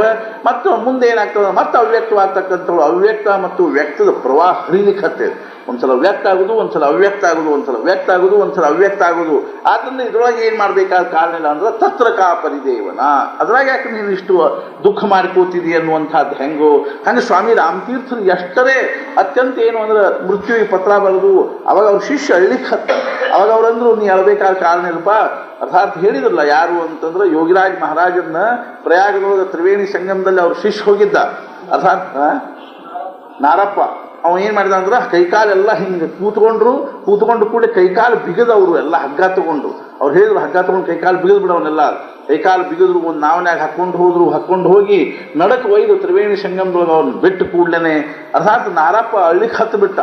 ಹೋದ್ರೆ ನೀವು ಅಂತ. ಅವಾಗ ಅವರು ಹಿಂಗೆ ಹೋದವ್ರು ವಾಪಸ್ ಬಂದು ಹೇಳೋದು ಏನು ಮೂರ್ಖಿದ್ದೀನಿ ನೀನು ಅಂತ ಕೇಳಿ. ಅಲ್ಲೋ ನಾ ಏನು ಸಾಯ್ತೀನೇನು ಅಂದ್ರಂತ. ಮಹಾರಾಜರು ನನ್ನ ಏನು ಮಾಡ್ಯಾರ ಅಂದ್ರೆ ಪರಬ್ರಹ್ಮ ಸ್ವರೂಪರನ್ನಾಗಿ ಮಾಡಿದಾರೆ, ಪರಮಾತ್ಮ ಸ್ವರೂಪರನ್ನಾಗಿ ಮಾಡಿದ್ದಾರೆ. ನನಗೇನು ಸಾವದ ಈ ದೇಹ ಒಂದು ನಾಶ ಆದ್ರೆ ಏನು ವ್ಯತ್ಯಾಸ ಆಯ್ತು, ಅದ್ರೊಳಗಿಂದ ನಾನೇನಾಗೋದಿಲ್ಲ ಅಂದ್ರೆ ಸಾಯುವುದಿಲ್ಲ ಅಂತ. ಸಾಕ್ರೆಟಿಸ್ನಿಗೆ ಜೈಲಿನೊಳಗೆ ವಿಷ ಕೊಟ್ಟು, ಹೇಮ್ಲಾಕ್ ಅಂತ ವಿಷದ ಹೆಸರು, ಹೇಮ್ಲಾಕ್ ಅನ್ನೋ ವಿಷ ಕೊಟ್ಟರು. ಅದೊಂದು ವನಸ್ಪತಿಯಿಂದ ಅರೆದು ತಯಾರು ಮಾಡಿರೋ ರಸ ಅದು ಹೆಂಗಿರ್ತಿತ್ತು ಅಂದ್ರೆ ಭಾರಿ ಪ್ರಚಂಡ ವಿಷ. ಅದನ್ನು ಕುಡಿದು ಒಂದು ಅರ್ಧ ಮುಕ್ಕಾಲು ಗಂಟೆ ಒಳಗೆ ಆ ಮನುಷ್ಯ ಸಾಯ್ತಿತ್ತು. ಅರ್ಥಾತ್ ಅವನಿಗೆ ವಿಷ ಕೊಟ್ಟಾಗ ಅವನ ಶಿಷ್ಯ ಒಬ್ಬ ನೋಡಿ ಗಾಬರಿ ಆದ. ಜೈಲರಿಗೆ ನೋಡ್ಲಿಕ್ಕೆ ಆಗಲ್ಲ. ವಿಷ ಕೊಡಬೇಕು ಅನ್ನುವ ಆಜ್ಞೆ ಆದ ಕೂಡಲೇ ಒಂದು ಆರ್ಡರ್ ಆದ ಕೂಡಲೇ ವಿಷ ಕೊಟ್ಟ. ಅರ್ಥಾತ್ ಏನೊಂದು ವಾಟಗ ವಿಷ ಕೈಯಾಗಿ ಹಿಡ್ಕೊಂಡು ಎಷ್ಟು ಶಾಂತವಾಗಿ ಆ ವಿಷ ಕುಡಿದ ಸಾಕ್ರೆಟಿಸು ಅಂತಂದ್ರೆ ಅರ್ಥಾತ್ ಅವಾಗ ಅವನ ಶಿಷ್ಯ ಅವನ ಹೆಂಡತಿ ಮತ್ತು ಇಬ್ಬರು ಮಕ್ಕಳು ಅಲ್ಲಿ ಬಂದು ಕೂಡಲೇ ಅವ್ರು ಗಾಬರಿಯಾಗಿ ಅಳ್ಳಿಕ್ಕೆ ಹತ್ತರು. ಅವಾಗ ಒಂದ ಯಾಕೆ ಅಳ್ತೀರಿ ಅಂತ, ನಿಮ್ಗೇನು ಕಡಿಮೆ ಬಿಡೋದಿಲ್ಲ, ಏನು ಕಾಳಜಿ ಮಾಡಬೇಡ್ರಿ. ಅವಾಗ ನೀವು ಬರೀ ನನ್ನ ಈ ದೇಹ ನಾನಂತ ತಿಳ್ಕೊಂಡಿರೇನು ಅಂತೇಳಿ, ನಾನು ಆತ್ಮ ಇದ್ದೀನಿ, ನಾನು ಎಂದೆಂದು ಯಾವುದರಿಂದಲೂ ಸಾಯ್ಲಿಕ್ಕೆ ಶಕ್ತಿ ಇಲ್ಲದೆ ಇರತಕ್ಕಂಥ ತತ್ವ ಇದ್ದೀನಿ ಅಂತ ತಿಳ್ಕೊಂಡು ಅವ್ರಿಗೆ ನೋಡ್ಲಿಕ್ಕಾಗಲಿಲ್ಲ, ಅವ್ರ ಶಿಷ್ಯನಿಗೂ ನೋಡ್ಲಿಕ್ಕಾಗಲಿಲ್ಲ. ಅವಾಗ ಅವ್ನು ಹೇಳಿದಂತ ನೀವು ಹೊರಗೆ ಹೋಗ್ರಿ ಅಂತ ಹೇಳಿ, ನಿಮಗೆ ಇದು ನೋಡ್ಲಿಕ್ಕೆ ಆಗೋದಿಲ್ಲ, ನೀವು ಹೊರಗೆ ಹೋಗ್ರಿ. ಜೈಲರ್ ಹೇಳ್ದ ಈ ವಿಷ ಕುಡಿದು ಶತಪಥ ಹಾಕೋತಿರು, ಯಾವಾಗ ನಿನಗೆ ಅನಿಸ್ಲಿಕ್ಕೆ ಹತ್ತದಲ್ಲ ಏನು ಅಂದ್ರೆ ಇನ್ನು ಕೈಕಾಲ ಅಳಗಾಡಿಸ್ಲಿಕ್ಕೆ ಆಗಂಗಿಲ್ಲ ಅನಿಸ್ಲಿಕ್ಕೆ ಹತ್ತು ಕೂಡಲೇ ನೀನು ಮಲ್ಕೊಂಡ್ಬಿಡು, ನೀ ಅಲ್ಲೇ ಸಾಯ್ತಿ ಅಂತ ಹೇಳಿ. ಅರ್ಥಾತ್ ಅಷ್ಟು ಶಾಂತವಾಗಿ ಅವನಿಗೆ ಅದ್ರ ಬಗ್ಗೆ ಏನೂ ಅನಿಸ್ಲೇ ಇಲ್ಲ. ಅವನು ತಾನು ಸಾಯ್ತೀನಿ ಅನ್ನೋದ್ರಿಂದ ಅವ್ನಿಗೆ ಏನಾದರೂ ವ್ಯತ್ಯಾಸ ಅನ್ನಿಸ್ಲೇ ಇಲ್ಲ. ಅದನ್ನು ಜಗತ್ತು ಪ್ರಸಿದ್ಧ ಆಗ್ತದೆ ಅವರು. ಅರ್ಥಾತ್ ನಾಮದಾರ್ ಗೋಖಲೆ ಅವರಿಗೆ 50ನೇ ವರ್ಷಕ್ಕೆ ಹಾರ್ಟ್ ಅಟ್ಯಾಕ್ ಆಯ್ತು. ಅವಾಗ ಅಲ್ಲಿ ಬಾಬುರಾವ್ ಆಪ್ಟೆ ಮತ್ತು ನಿಜಾಮ್ಕರ್ ಅನ್ನುವರು ಅವ್ರ ಜೊತೆಗಿದ್ರು. ಹಾರ್ಟ್ ಅಟ್ಯಾಕ್ ಆಗಿ ಇದು ಆ ತ್ರಾಸ ಆಗ್ಲಿಕ್ಕೆ ಹತ್ಕೊಳ್ಳಿ ಅವರಿಬ್ಬರಿಗೆ ಹೇಳಿರೋರು ನೀವು ಹೊರಗೆ ಹೋಗಿ ನಿಮಗೆ ನೋಡ್ಲಿಕ್ಕೆ ಆಗಂಗಿಲ್ಲ. ಕೊನೆಗೆ ಅವರು ಅರ್ಥಾತ್ ಹೊರಗೆ ಹೋದ್ರು. ಅವರು ಅರ್ಥಾತ್ ಹೊರಗೆ ಹೋಗಲಿಲ್ಲ, ಅಲ್ಲೇ ನಿಂತ್ಕೊಂಡಿದ್ರು. ಶಾಂತವಾಗಿ ಏನು ಮಾಡಿದ್ರು, ಮುಂದೊಂದು 5 ನಿಮಿಷಕ್ಕನ ತೀರ್ಕೊಂಡ್ಬಿಟ್ರು. ಒಂದು ಚೂರು ಮನುಷ್ಯನವ್ರಿಗೆ ಅದ್ರ ಬಗ್ಗೆನೂ ಏನೂ ದುಃಖ ಇಲ್ಲ, ಸಮಾಧಾನ ಇಲ್ಲ. ತಾತ್ಪರ್ಯ ಏನು ಅಂತ ತಿಳ್ಕೊಂಡು ಕೇಳಿದ್ರೆ ಯಾರಿಗೆ ಆ ದೃಷ್ಟಿ ಪ್ರಾಪ್ತ ಆಗಿದೆ, ಯಾರಿಗೇನು ಅಂದ್ರೆ ವಸ್ತು ಸ್ಥಿರವಾಗಿರ್ತಕ್ಕಂಥ ತತ್ವದ ವಿಷಯದಲ್ಲಿ ಒಂದು ಆಭರಣ ಮುರಿದ್ರೇನು, ಒಂದು ಆಭರಣ ನಿರ್ಮಾಣ ಆದ್ರೇನು, ಬಂಗಾರದೊಳಗೆ ಹೆಂಗೆ ಯಾವುದೇ ಪ್ರಕಾರವಾಗಿರ್ತಕ್ಕಂಥ ವ್ಯತ್ಯಾಸ ಆಗುವುದಿಲ್ಲ ಅನ್ನುವಂಥದ್ದು ಏನದ ಅಂದ್ರೆ ಅದ್ರ ಯಥಾರ್ಥವಾಗಿರ್ತಕ್ಕಂಥ ದೃಷ್ಟಿ. ಬಂಗಾರದ ಆಭರಣಗಳ ಕಡೆಗೆ ನೋಡಿ ಒಂದು ಚಂದದ ಒಂದು ಚಲೋ ಇಲ್ಲ ಅಂತನೂ ಅನಿಸುವಂಥದ್ದಾಗಲಿ, ಬಂಗಾರದ ಸ್ವರೂಪ ಏನದ ಅನ್ನುವಂಥ ಅರ್ಥಾತ್ ಇವೆಲ್ಲ ಮೂಲತಃ ಬಂಗಾರ ಅನ್ನುವಂಥ ತತ್ವದೃಷ್ಟಿ ಆಗಿದ್ರೆ ಆಭರಣದ ವೈಶಿಷ್ಟ್ಯಗಳನ್ನು ಹೇಳಿ ಅದರ ಕಿಮ್ಮತ್ತು, ಅದರ ವೈಶಿಷ್ಟ್ಯ, ಅದರ ಗುಣಧರ್ಮಗಳನ್ನು ವರ್ಣನೆ ಮಾಡ್ತಕ್ಕಂಥದ್ದು ಸೂಕ್ಷ್ಮ ದೃಷ್ಟಿ ಆಗಿದ್ರೆ ಅದ್ರ ಸುಮ್ಮನೆ ಸಣ್ಣವ್ರು ನೋಡಿ ಚಂದದ ಅಂತನ್ನುವಂಥ ಸ್ಥೂಲ ದೃಷ್ಟಿ ಅಂತ ನೋಡಿ ನಾವು ಭಾಳ ಚಂದದ ರೀ ಖರೆ. ಆ ಚಂದ ಅನ್ನುವಂಥದ್ದು ನಿರ್ಮಾಣ ಆಗಬೇಕಾದ್ರೆ ಎಷ್ಟು ಅದ್ರೊಳಗೆ ಏನು ಕಲಾ ಕೌಶಲ್ಯಗಳವ ಅನ್ನುವಂಥದ್ದನ್ನು ತಿಳ್ಕೊಂಡು ವಿಚಾರ ಮಾಡ್ತಕ್ಕಂಥದ್ದು ಏನೋ ಸೂಕ್ಷ್ಮ ದೃಷ್ಟಿ. ಅದು ಅದಕ್ಕೂ ಅತೀತವಾಗಿರ್ತಕ್ಕಂಥದ್ದು ಏನಂದ್ರೆ ಸ್ಥೂಲ ದೃಷ್ಟಿ ಅನ್ನುವ ತತ್ವದೃಷ್ಟಿ ಅನ್ನುವಂಥದ್ದು. ಆದ್ದರಿಂದ ಭಗವಂತ ಈಗ ಅರ್ಜುನನ ಅಂತಃಕರಣದೊಳಗೆ ಯಾವ ಭಾವ ನಿರ್ಮಾಣ ಆಗೋದನ್ನು ನೋಡ್ಲಿಕ್ಕೆ ಹತ್ಯಾನ ಅಂತ ತಿಳ್ಕೊಂಡು ಕೇಳಿದ್ರೆ ಕೇವಲ ಇವರು ಯೋದ್ಧಾಗಳಂತ ತಿಳ್ಕೊಂಡಲ್ಲ, ಅದಕ್ಕೂ ಹಿಂದೆ ಹೋಗಿ ಅರ್ಜುನ ಏನು ಮಾಡ್ಲಿಕ್ಕತ್ತಾನ ಅಂತಂದ್ರೆ ಯಾವ ದೃಷ್ಟಿ ಒಳಗಿಂದ ಖರೆ ಅಂದ್ರೂ ಏನಿಲ್ಲ ಅಂತಂದ್ರೆ ಯಥಾರ್ಥವಾಗಿರ್ತಕ್ಕಂಥ ಜ್ಞಾನ ಆಗುವುದಿಲ್ಲೋ ಅಂಥ ಒಂದು ಪ್ರಾತಿಭಾಷಿಕವಾಗಿರ್ತಕ್ಕಂಥ ದೃಷ್ಟಿಯಿಂದ ನೋಡ್ಲಿಕ್ಕತ್ತಾನ ಅಂತ. ಅರ್ಥಾತ್ ಪ್ರಾತಿಭಾಷಿಕ ವ್ಯಾವಹಾರಿಕ ದೃಷ್ಟಿಯಿಂದ ನೋಡಿದ್ರು ಸಹಿತ ನಡೀತಿತ್ತು. ಏನು ಅಂತಂದ್ರೆ ಇವ್ರು ಬಾಕಿದ್ದು ಏನು ಸಂಬಂಧ ಇಲ್ಲ ನನಗೆ, ಇವ್ರ ಜೊತೆಗೆ ಇವ್ರು ನನ್ನ ಶತ್ರುಗಳಿದ್ದಾರೆ, ಅವ್ರ ಜೊತೆ ಯುದ್ಧ ಮಾಡಬೇಕು ಅನ್ನುವಂಥದ್ದು ವ್ಯಾವಹಾರಿಕ ದೃಷ್ಟಿ ಆಗಿತ್ತು. ಆದ್ರೆ ಅದಕ್ಕೂ ಮುಂದೆ ಹೋಗಿ ಅರ್ಜುನ ಯಾವ ದೃಷ್ಟಿಯನ್ನು ಅರ್ಜುನ ಮನಸ್ಸಿನಾಗ ಒಮ್ಮೆಲೆ ಯಾವ ದೃಷ್ಟಿ ಜಾಗೃತ ಆಯ್ತು ಅಂತಂದ್ರೆ ಪ್ರಾತಿಭಾಷಿಕವಾಗಿರ್ತಕ್ಕಂಥ ಭ್ರಮಾತ್ಮಕವಾಗಿರ್ತಕ್ಕಂಥ ದೃಷ್ಟಿ ನಿರ್ಮಾಣ ಅರ್ಥಾತ್ ಏನು ದೃಷ್ಟಿ ಬಂದುಬಿಡ್ತು. ಆದ್ರಿಂದ ಅಲ್ಲಿ ಏನು ಆದ್ರಿಂದ ಭಗವಂತ ಏನು ಹೇಳಿಕತ್ತಾನ ಅಂತಂದ್ರೆ ಅರ್ಥಾತ್ ಅರ್ಜುನ ಇವನ್ನೆಲ್ಲ ನೋಡು ಅಂತ. ಯಾವ ದೃಷ್ಟಿಯಿಂದ ನೋಡ್ತಾನೆ ಅನ್ನುವಂಥದ್ರ ಕಲ್ಪನಾ ಇದ್ದಿದ್ರಿಂದ ಭಗವಂತ ಹೇಳಿಕತ್ತಾನೆ ಏನು ಅಂತಂದ್ರೆ ಇವನ್ನೆಲ್ಲ ನೋಡು, ಯಾವ ಕೌರವ್ರ ಜೊತೆ ನೀನು ಯುದ್ಧ ಮಾಡಬೇಕಾಗಿಲ್ಲ ಅವ್ರನ್ನೆಲ್ಲ ನೋಡು ಅಂತ ತಿಳ್ಕೊಂಡು ಹೇಳಿದ ಕೂಡಲೇ ಅರ್ಜುನ ಒಂದು ಸಲ ಅವ್ರ ಮ್ಯಾಲ ದೃಷ್ಟಿ ಚೆಲ್ಲಿದ ಕೂಡಲೇ ಒಮ್ಮೆಲೆ ಅವನ ಮನಸ್ಸಿನಾಗ ಏನಾಯ್ತು, ಅಲೆ ಇವರೆಲ್ಲ ನಮ್ಮವ್ರು ಇವರು ಅಂತ, ಇವರೆಲ್ಲರೂ ಏನಿದ್ದಾರೆ ಅಂದ್ರೆ ನಮ್ಮವರು ಅಂತನ್ನುವಂಥ ಭಾವ ಬಂತು. ಅರ್ಥಾತ್ ಏನಂದ್ರೆ ಪುತ್ರ ಆಗಲಿ ಅಥವಾ ಪೌತ್ರ ಆಗಲಿ ತಂದೆ ಕಾಕಾಗಳು ಮಾಮಾಗಳು ಯಾರೇ ಇರ್ಕೋವಲ್ರ. ಅರ್ಥಾತ್ ಏನು ಅಂದ್ರೆ ಇವರು ಸಾಯೋ ಮಾತ್ರದಿಂದನೇ ಏನಾಗೋದಿಲ್ಲ ಅಂದ್ರೆ ಎರಡು ಭಾವಗಳು. ಒಂದೇನು ಅಂದ್ರೆ ಪ್ರಪಂಚದೊಳಗಿನ ಸಂಬಂಧ ಅನ್ನುವಂಥದ್ದು ನಾಶ ಆಗ್ತದೆ ಅಂತ ತಿಳ್ಕೊಂಡೇನಿಲ್ಲ ಮೊದಲೇದು. ಅರ್ಥಾತ್ ಮಾಮಾತನ ಅನ್ನುವಂಥದ್ದು ಕಾಕಾತನ ಅನ್ನುವಂಥದ್ದು ಪುತ್ರತ್ವ ಭಾವ ಆಗಲಿ ಪೌತ್ರತ್ವ ಭಾವ ಆಗಲಿ ಇದೆಲ್ಲ ನಷ್ಟ ಆಗಿ ಹೋಗ್ತದೆ ಏನು ಅಂತ ತಿಳ್ಕೊಂಡು ಕೇಳಿದ್ರೆ ಇಲ್ಲ. ಆದ್ರಿಂದ ಏನಾಯ್ತು ಅಂದ್ರೆ ಎರಡು ಪ್ರಸಂಗ ಹೆಂಗೆ ನೋಡಿ. ಒಂದೇನಾಯ್ತು ಅಂದ್ರೆ ಮಹಾರಾಜರ ವಿಷಯದಲ್ಲಿನೇ ಮಹಾರಾಜ ದೇಹ ಬಿಟ್ಟು ಬಳಕ 5,000 ಮನುಷ್ಯನ ಸಹಜವಾಗಿ ಏನು ಬಂತು ಅಂತಂದ್ರೆ ದತ್ತಕ್ಕೆ ತಗೋಬೇಕು ಅಂತ ಬಂತು. ಅರ್ಥಾತ್ ಏನು ಅಂದ್ರೆ ಮುಂದೆ ಏನಾದರೂ ಗಾದಿ ನಡೆಸಬೇಕು, ದತ್ತಕ್ಕೆ ತಗೋಬೇಕು ಅನ್ನುವಂಥ ಭಾವ ಪರಂಪರಾ ನಡೆಸಬೇಕು. ಅರ್ಥಾತ್ ಏನು ಅಂದ್ರೆ ಮಂಟನದ ಸ್ವಾಭಾವಿಕ ಅದ. ಮಹಾರಾಜನ ಅವ್ರು ಎಲ್ಲಿ ಅರ್ಥ ಮಾಡ್ಕೊಳಿಕ್ಕೆ ಆಗ್ತದೆ. ಆದ್ರಿಂದ ಅವ್ರು ಏನಂದ್ರು ಅಂದ್ರೆ ಬ್ರಹ್ಮಾನಂದ ಮಹಾರಾಜರ ಮುಂದೆ ಏನಂದ್ರು ದತ್ತಕ್ಕೆ ತಗೋಬೇಕು ಅನಿಸ್ತದ. ಅವಾಗ ಬ್ರಹ್ಮಾನಂದ ಮಹಾರಾಜರು ನಾವೆಲ್ಲ ಮಕ್ಕಳು ಇಲ್ಲೇನು ಅಂತ ಹೇಳಿದ್ರು. ಅರ್ಥಾತ್ ನಾವೇನು ಮಕ್ಕಳು ಇಲ್ಲೇ ನಿಮಗೆ ಮತ್ತು ದತ್ತಕ್ಕೆ ಯಾಕೆ ತಗೋಬೇಕು ಅಂತ.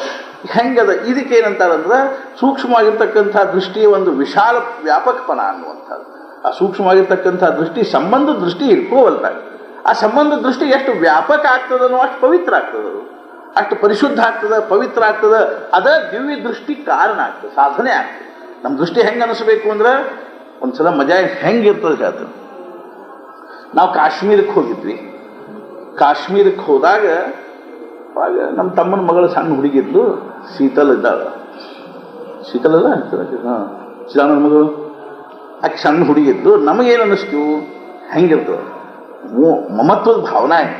ಆಕೆ ಒಂದು ಶಾಲ್ ತರಬೇಕು, ನಾ ಕೊಳ್ಳಾಗ ಹಾಕು ಶಾಲ್ ಇರ್ತಾವಲ್ಲ ಅಲ್ಲಿ ತೋರಿಸಿದ ಕೂಡ ಹಂಗಾರ ಅದನ್ನ ತೊಗೊಂಡು ಹೋದ್ರ ಆಕಿಗೆ ಅಂತ ತಿಳ್ಕೊಂಡು ತೊಗೊಂಡ್ವಿ. ಎರಡು ವಿಷಯ. ಎಲ್ಲೆಲ್ಲಿ ಹೋದಲ್ಲೆಲ್ಲ ಏನು ಮಾಡ್ತಿದ್ವಿ ಅಂತಂದ್ರೆ ಪ್ರಸಾದ ತೊಗೊಂಡು ಮನೆಗೆ ಒಯ್ಬೇಕು, ಪ್ರಸಾದ ತೊಗೊಂಡು ಮನೆಗೆ ಒಯ್ಬೇಕು ಅಂತ ಕಟ್ಕೊಂಡು ಬಂದಿರ್ತಿದ್ವಿ. ಆಮೇಲೆ ಶಾಲ್ ತೊಗೊಂಡು ಕೂಡಲೇ ತೊಗೊಂಡು ಎಲ್ಲಿ ಇಳ್ಕೋತಿದ್ವಿ ಅಲ್ಲಿ ತೋರಿಸೋದಕ್ಕಾಗ್ತಿತ್ತಲ್ಲ ಏನು ತೊಗೊಂಡಿವಿ ಅನ್ನೋದಲ್ಲ. ಇದು ನಮ್ಮ ತಮ್ಮನ ಮಗಳಿಗೆ ಇದೊಂದು ಶಾಲ್ ತೊಗೊಂಡಿವಿ, ನಮ್ಮ ತಮ್ಮನ ಮಗಳಿಗೆ ಇದೊಂದು ಶಾಲ್ ತೊಗೊಂಡಿವಿ. ಆಮೇಲೆ ಮನೆಗೆ ಪ್ರಸಾದ ತೊಗೊಂಡು ಕೂಡ ಇದಕ್ಕೆ ಮನೆಗೆ ಪ್ರಸಾದ ಒಯ್ಬೇಕಾಗಿದೆ. ಮನೆಗೆ ಪ್ರಸಾದ ಒಂದು ಕಡೆ ಕೇಳೇ ಬಿಟ್ರು. ಈ ನಮ್ಮ ಮನ್ಯಾಗ ಒಂದು ಕೂಸದ ನಿಮ್ಮ ತಮ್ಮನ ಮಗಳು ಅಲ್ಲೇ ಏನು ಇರ್ತೀವ್ರು. ನಮ್ಮ ಮನ್ಯಾಗ ಒಂದು ಹುಡುಗಿ ಅದಲ್ಲ, ಆ ಹುಡುಗಿ ನಿಮ್ಮ ತಮ್ಮನ ಮಗಳು ಅಲ್ಲೇನು ಅಂತಂದ್ರು. ಹೌದ್ರಿ ಅಂತಂದೆ. ಕಾಲಿಟ್ಟು ನಮಸ್ಕಾರ ಮಾಡಿಬಿಟ್ವಿ. ಇನ್ನು ಎಂದೆಂದು ಏನೂ ಮನೆಗೆ ಒಯ್ಯಂಗಿಲ್ಲ ಅಂತ ನಿಶ್ಚಯ ಮಾಡಿದ್ವಿ. ಎಂದೆಂದು ಏನೂ ಮನೆಗೆ ಒಯ್ಯಂಗಿಲ್ಲ ಖರೆ ಅದ.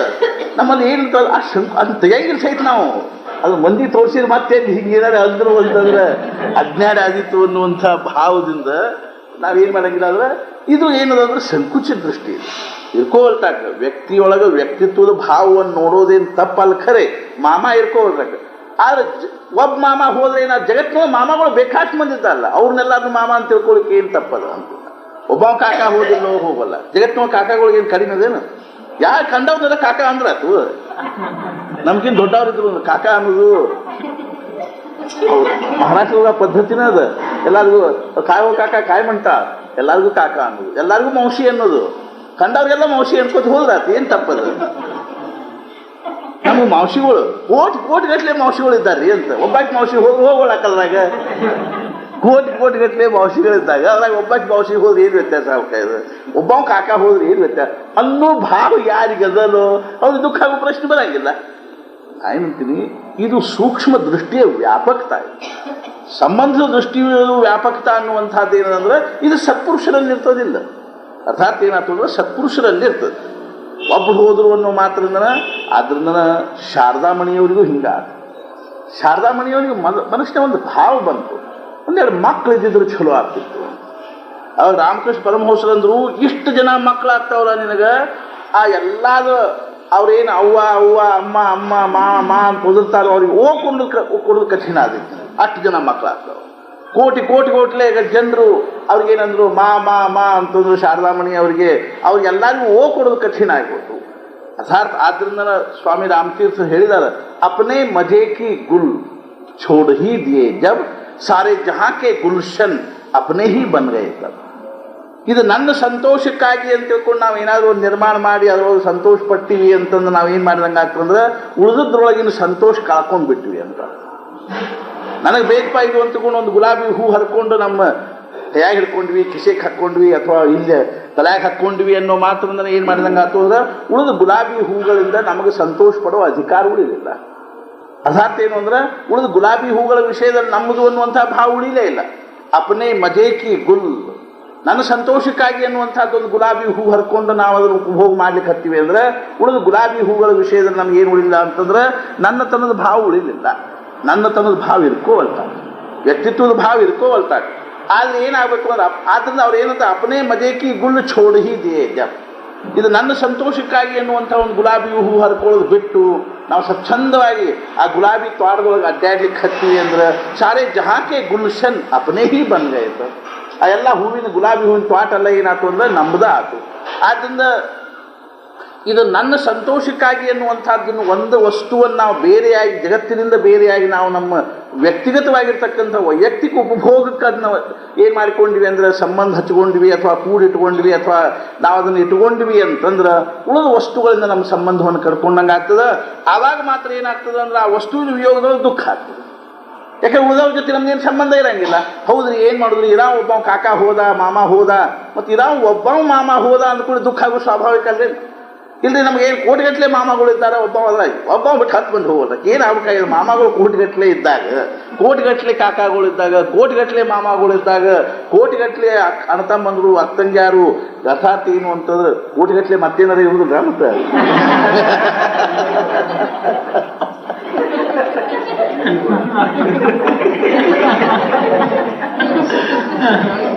ಸೂಕ್ಷ್ಮವಾಗಿ ಅರ್ಥಾತ್ ಅನ್ನೋ ಮಾತ್ರದಿಂದ ಏನಾಗುದಿಲ್ಲ ಅಂದ್ರೆ ದುಃಖದ ಪ್ರಶ್ನೆ ಬರಂಗಿಲ್ಲ. ಅದನ್ನ ಹೇಳಿಕತ್ತಾನ. ಅರ್ಥಾತ್ ಏನು ಅಂದ್ರೆ ಇವ್ರು ಎಲ್ಲರೂ ನನ್ನವರು ಅನ್ನುವಂಥ ಭಾವವನ್ನು ನಾವು ಯಾವಾಗ ತಾಳಿದೀವೋ ಆವಾಗ ಏನಾಗ್ತದೆ ಅಂತಿರ್ತಾರಲ್ಲ. ಈಗ ನೋಡಿದ್ರಿಂದ ಸಮಾರಂಭದೊಳಗೆ ಅದು ಅಂತಿರ್ತಾರೆ ಏನು ಅಂತಂದ್ರೆ ಅವ್ರಿಗೊಂದು ಖನ ಕೊಡ್ರಿ ಅಂದ್ಕೊಳ್ಳೆ, ಅವ್ರಿಗೆ ನಮ್ಮವ್ರೇನ ಎದಕ್ಕೆ ಖನ ಕೊಡಬೇಕು ಅಂತ. ಅಷ್ಟೊಳಗನ ಫರಕ್ ಆಗಿಬಿಡ್ತದಿಲ್ಲ. ನಮ್ಮವರು ಅನ್ನೋದು ಬೇರೆ, ಅದೇ ರೀತಿಯಾಗಿ ಏನು ಅಂದ್ರೆ ಮತ್ತೊಬ್ಬರು ಅನ್ನುವಂಥದ್ದು ಬೇರೆ. ಇದು ವ್ಯವಹಾರದಲ್ಲಿ ಇರ್ಕೋ ಅಲ್ಟಾಕ.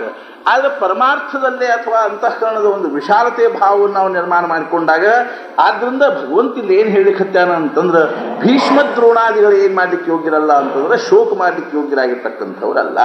ಅದನ್ನ ಅರ್ಜುನ ಮನಸ್ಸಿನಾಗ ಒಮ್ಮೆಲೆ ಏನಾಯ್ತು ಅಂದ್ರೆ ಈ ಪ್ರಕಾರವಾಗಿರ್ತಕ್ಕಂಥ ಭಾವ ಬಂತು. ಏನು ಭಾವ ಬಂತು ಅಂದ್ರೆ ಇವರೆಲ್ಲರೂ ಸ್ವಜನರು ಅನ್ನುವಂಥ ಭಾವ ಬಂತು. ಇವರೆಲ್ಲರೂ ಏನು ಅಂದ್ರೆ ಸ್ವಜನರು ಅನ್ನುವಂಥ ಭಾವ ಬಂತು.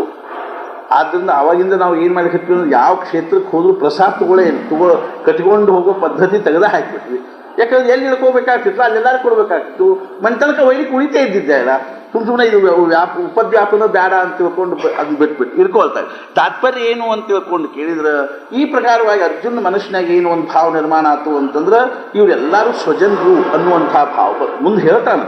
ಇವ್ರನ್ನೆಲ್ಲ ಸಂಹಾರ ಮಾಡಿ ಯಾರ ಸಲುವಾಗಿ ನಾವು ರಾಜ್ಯ ಉಪಭೋಗ ಮಾಡೋದು, ಇದನ್ನೆಲ್ಲ ರಾಜ್ಯ ಗೆದ್ವಿ, ಇದು ಅರ್ಥಾತ್ ಯುದ್ಧದೊಳಗೆ ನಮಗೆ ವಿಜಯ ಸಿಕ್ತು. ಆಮೇಲೆ ಯಾರ ಸಲುವಾಗಿ ನಾವು ಇದು ಪ್ರಾಪ್ತವಾಗಿರ್ತಕ್ಕಂಥ ಒಂದು ಐಶ್ವರ್ಯವನ್ನು ಸುಖವನ್ನು ಯಾರ ಜೊತೆಗೆ ನಾವು ಅನುಭವಿಸೋಣ, ಯಾರ ಸಲುವಾಗಿ ನಾವು ಅದನ್ನೆಲ್ಲ ಇಟ್ಕೊಂಡು ಅರ್ಥಾತ್ ಅದನ್ನು ನಾನು ಏನು ಮಾಡಬೇಕು ಅಂತಂದ್ರೆ ಅದು ಉಪಭೋಗದ ಸಾಧನೆಯನ್ನಾಗಿ ನಾನು ಮಾಡಿಕೊಡ್ಬೇಕು. ಇರೋರೆಲ್ಲರೂ ಸ್ವಜನರು ಸತ್ತು ಹೋದ್ರು ಅಂತಂದ್ರೆ ಯಾರ ಸಲುವಾಗಿ ನಾ ರಾಜ ಆಗಬೇಕು. ಅರ್ಥಾತ್ ಅಂದ್ರೆ ನೀವ ಎಲ್ಲ ನಮ್ಮನ್ನು ಬಿಟ್ಟು ಹೋದ್ರಿ ಅಂದ್ರೆ ನಾ ಯಾರ ಸಲುವಾಗಿ ಆಮೇಲೆ ಇರಬೇಕ್ರಿ ಅಂತ ಹೇಳ್ತಿರ್ತೀವಿಲ್ಲ ನಾವು. ನೀವೇ ಎಲ್ಲರೂ ನಮ್ಮನ್ನು ಕೈ ಬಿಟ್ಟು ಹೋದ್ರಿ ಅಂತಂದ್ರೆ ನಾವು ಯಾರ ಸಲುವಾಗಿ ಇರಬೇಕು. ಈ ಜಗತ್ತಿನ ಹಾಳು ಬಿದ್ದದ ಬೇಕಾದಷ್ಟು ವಿಶಾಲ ಜಗತ್ತದ, ಆ ಜಗತ್ತಿನ ಸಲುವಾಗಿ ಇದ್ದೀವಿ ಅಂತ ತಿಳ್ಕೋಬೇಕು.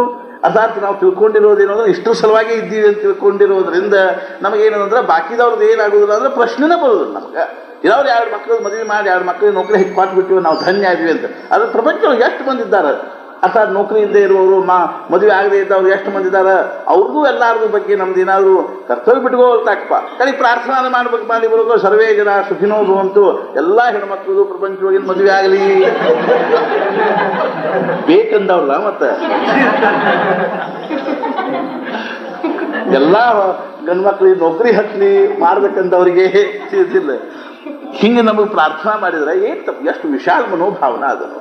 ಸರ್ವೇ ಜನ ಸುಖಿನೋ ಭವಂತು ಸರ್ವೇ ಸಂತು ನಿರಾಮಯ. ಸ್ವಾಮಿ ವಿವೇಕಾನಂದರಿಗೆ ರಾವ್ ಬಹದ್ದೂರ್ ಅನ್ನೋರು ಪತ್ರ ಬರೆದ್ರು. ನಾನು ನಿಮ್ಮ ಮನೆಗೆ ಹೋಗಿದ್ದೆ, ಮನೆ ಪರಿಸ್ಥಿತಿ ನೋಡಿ ನನಗೆ ಭಾಳ ಕೆಟ್ಟ ಅನಿಸಿ ಪತ್ರ ಬರ್ಲಿಕ್ಕೆ ಹತ್ತಿದ್ರು. ಏನಾಗಿದೆ ಅಂತಂದ್ರೆ ನಿನ್ನ ತಾಯಿ ತಮ್ಮ ತಂಗಿಯಂದ್ರು ತಮ್ಮಂದ್ರು ತಾಯಿ ಉಪವಾಸ ಸಾಯ್ಲಿಕ್ಕೆ ಹತ್ಯಾರ, ಅದ ಕಡೆ ನೀವು ಲಕ್ಷ್ಯದ ಇಲ್ವೋ ಅಂತಂದ್ರೆ. ಅವಾಗ ಅವರು ಸ್ವಾಮಿ ವಿವೇಕಾನಂದ ಪತ್ರ ಬರ್ದಾರೆ ಏನು ಅಂತಂದ್ರೆ, ನೀವು ನನ್ನ ಅಂತಃಕರಣದ ಒಂದು ಕಿಂಚಿದ ಅಂಶವನ್ನು ಮಾತ್ರ ಏನು ಮಾಡಿದ್ರಿ ಅಂದ್ರೆ ಸ್ಪರ್ಶ ಮಾಡಿ ತಿಳ್ಕೊಂಡ್ರಿ, ನನ್ನ ಪೂರ್ಣ ಅಂತಃಕರಣ ನಿಮಗೆ ತಿಳ್ಕೊಳ್ಳಿಕ್ಕಾಗಲ್ಲ.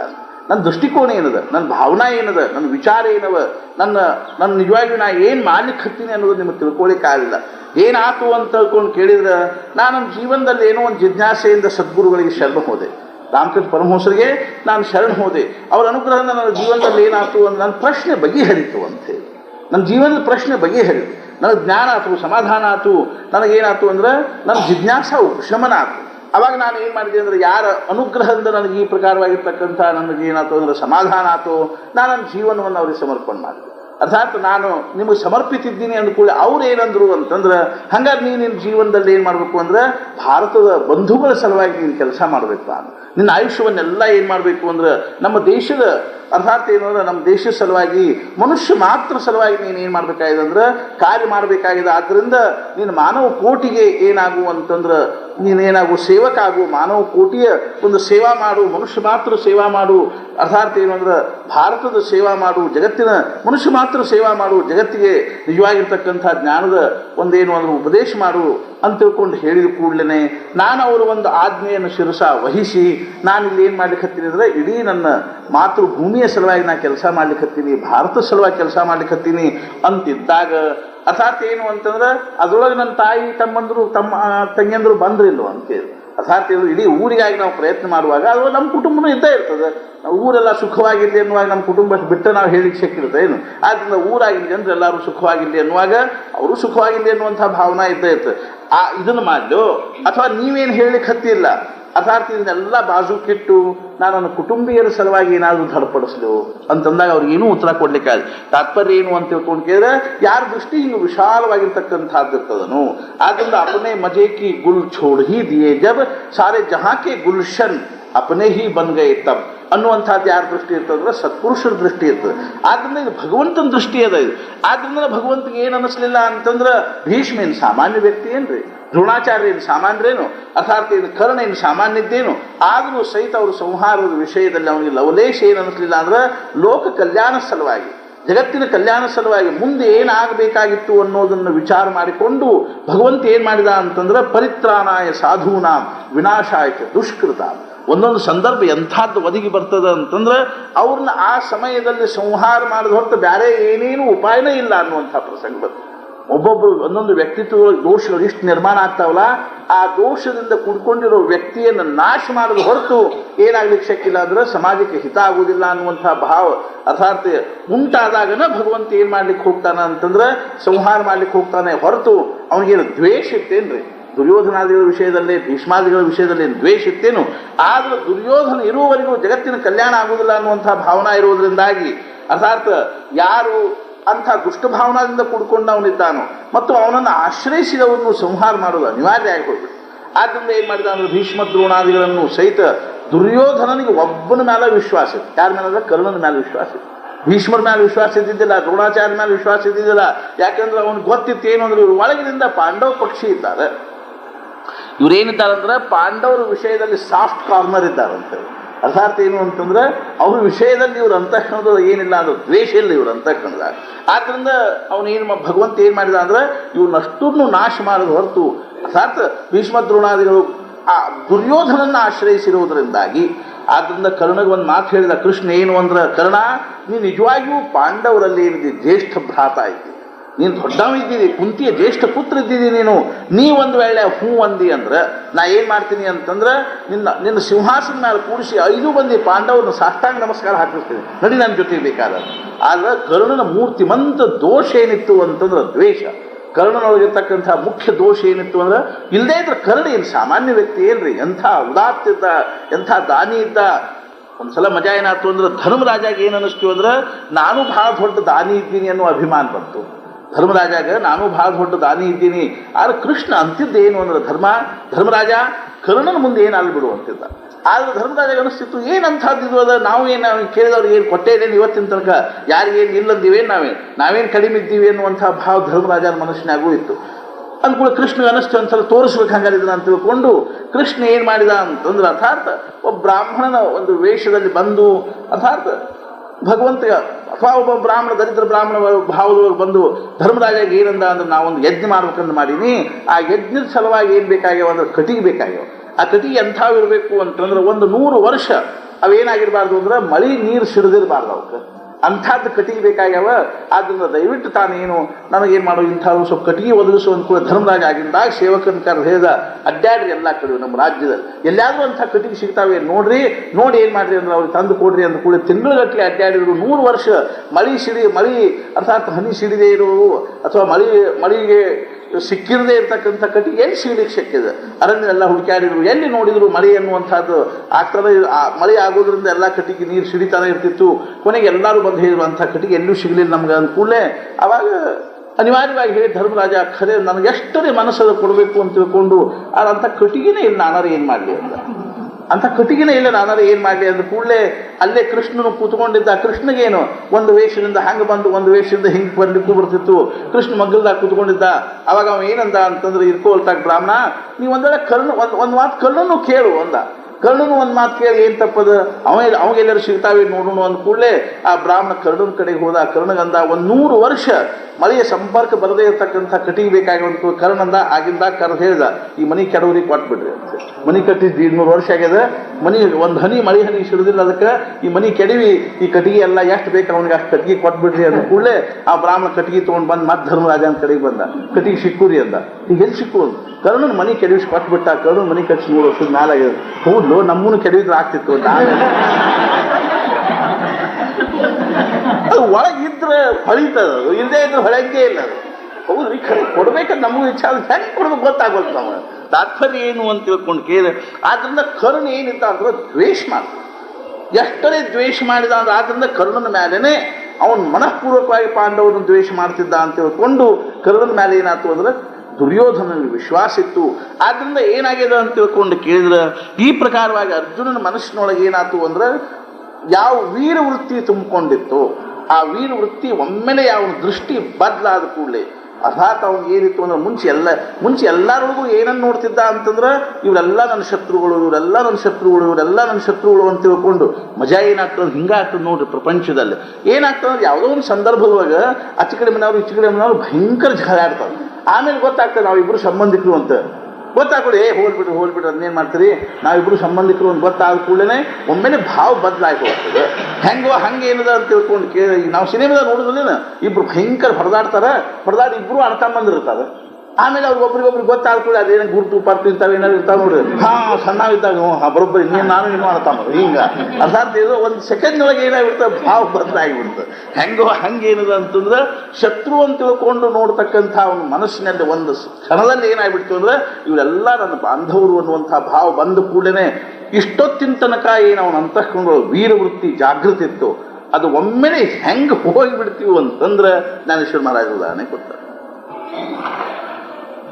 जिया उत्तमे कुळीचिया होती आणि गुणलावण्य आथी तिया आणखी ते न साहती सुतेजपणे ಶ್ರೀರಾಮ. ಒಬ್ಬ ಮದುವೆ ಮಾಡಿಕೊಂಡ. ಅಗ್ದಿ ಏನು ಅಂತಂದ್ರೆ ಸತ್ಕುಲ ಪ್ರಸೂತರಾಗಿರ್ತಕ್ಕಂಥವಳು, ದೊಡ್ಡ ಮನೆತಂದ ಹೆಣ್ಮಗಳು, ಎಲ್ಲ ರೀತಿಯಿಂದಲೂ ಸುಲಕ್ಷಣರಾಗಿರ್ತಕ್ಕಂಥವಳನ್ನ ಮದುವೆ ಮಾಡ್ಕೊಂಡು ಒಳ್ಳೆ ಪ್ರಪಂಚ ಚಂದಂಗೆ ನಡೆದಿತ್ತು. 6-8 ವರ್ಷ 8-10 ವರ್ಷ ಪ್ರಪಂಚ ಚಂದಾಗಿ ನಡೆದಿತ್ತು. ಆಮೇಲೆ ಒಂದು ಕರ್ಮಧರ್ಮ ಸಂಯೋಗದಿಂದ ಏನಾಯ್ತು ಅಂದ್ರೆ ಆಫೀಸ್ನಾಗಿಂದು ಎಂದಿದ್ದು ಒಂದೊಂದು ಮನಸ್ಸು ಎಳೆದು ಬಿಡ್ತು. ಅರ್ಥಾತ್ ಏನು ಅಂದ್ರೆ ಅದನ್ನು ಹಿಡ್ಕೊಂಡು ಬಂದ ಕೊನೆಗೆ ಅನಿವಾರ್ಯವಾಗಿ ಮದುವೆ ಮಾಡಿಕೊಂಡು ಮನ್ಯಾಗ ಕರ್ಕೊಂಡು ಬಂದ ಕೂಡಲೇ ಈಕೆ ಸಹನ ಆಗ್ತೀನಿ ಹುಡುಗಾಡ ಎಲ್ಲಿ ತೊಗೊಂಬಂದಾನು ಏನು ಅಂತ ತಿಳ್ಕೊಂಡಿದ್ದು ಹೊಂಟ ಬಿಡ್ತದೆ.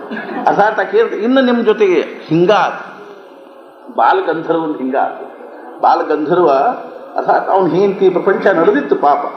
ಆಮೇಲೆ ಒಬ್ಬಾಕಿನ ಮದುವೆ ಆಗಿಬಿಟ್ಟ.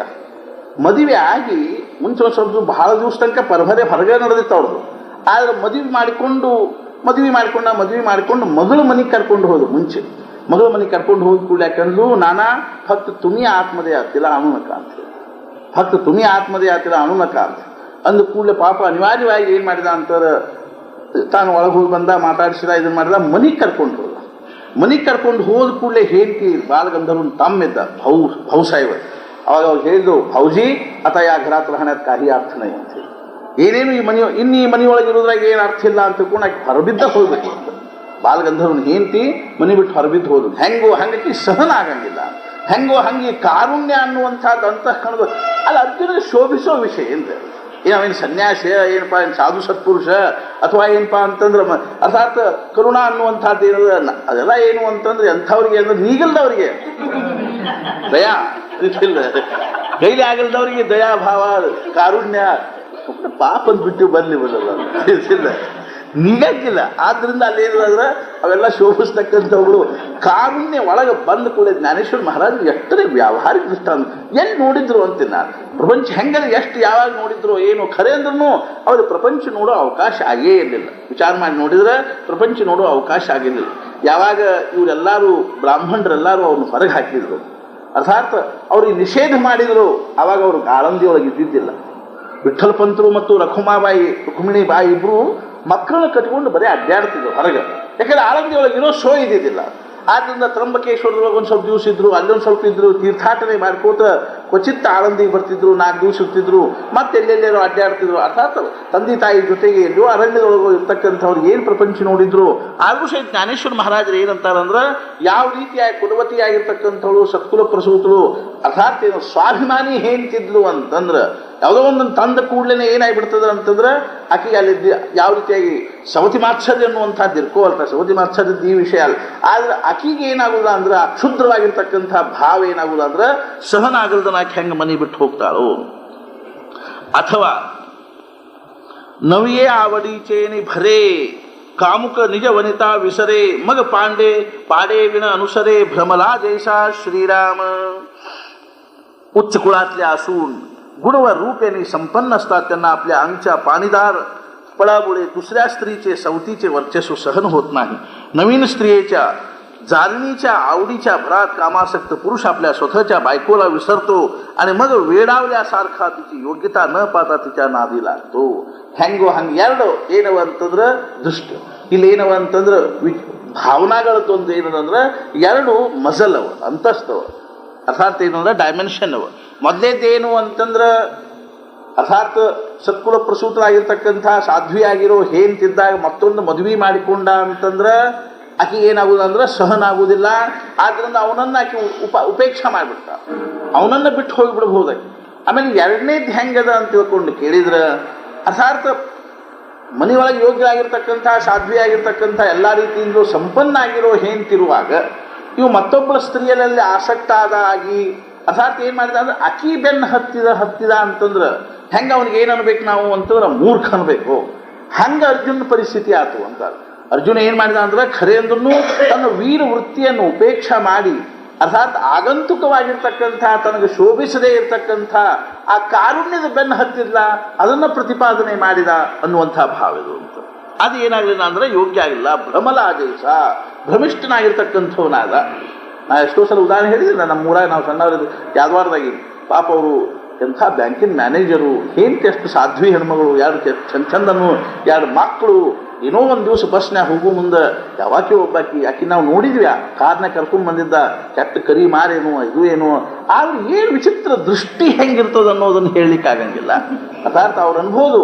ಅದು ಲೈಲಾ ಮಜ್ನೂನ್ ವಿಷಯದಾಗ ಹೇಳ್ತಾರಲ್ಲ, ಅವ್ನು ಮಜ್ನೂನ್ ಕರೆಸಿ ಕೇಳಿದಂತ ಆಕೆ ಒಳಗೆ ಏನು ಸೌಂದರ್ಯದ ಅಂತ ಆಕೆಗೆ ಇಷ್ಟು ಹುಚ್ಚಾಗಿ ಆಕೆ ಹಿಂದ ಅಂತ. ಅವಾಗ ಅವ್ನು ಹೇಳಿದ, ರಾಜ ನೀ ಆಕೆ ನನ್ನ ದೃಷ್ಟಿಲೇ ನೋಡು ಅಂತ. ನನ್ನ ದೃಷ್ಟಿಯಲ್ಲಿ ನೋಡಿದ ಆಕೆ ಒಳಗಿನ ಸೌಂದರ್ಯ ನಿನಗೆ ಅರ್ಥ ಆಗ್ತದೆ ಹೊರತು ಇಲ್ಲದೇ ಇದ್ರೆ ನಿನಗೇನಾದ್ರು ಕಲಕ್ ಶಕ್ಕಿಲ್ಲ ಅಂದ್ರೆ ಆಕೆ ಬಡಿಯಾರ ಆಕಿ ಅವ್ನು ಕಂಬಾರ ಅವ. ಅರ್ಥಾತ್ ಇಬ್ಬರು ಏನಿದಾರೋ ಅವರು ಆದರೂ ಸಹಿತ ಅವರಲ್ಲಿ ಪ್ರೇಮ್ ಜಗತ್ ವಿಲಕ್ಷಣ ಪ್ರೇಮ್ ಜಗತ್ ಪ್ರಸಿದ್ಧ ಪ್ರೇಮ ಆಗಲಿಲ್ಲೇನು.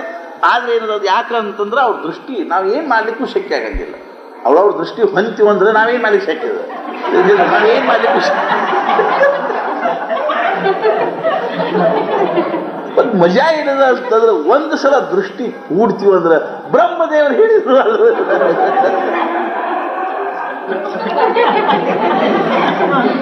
ನಮ್ಮ ದೃಷ್ಟಿಲ್ಪ ಅಂತ ಚೂಡ ನೋಡಿರ್ಬಾರ್ದು.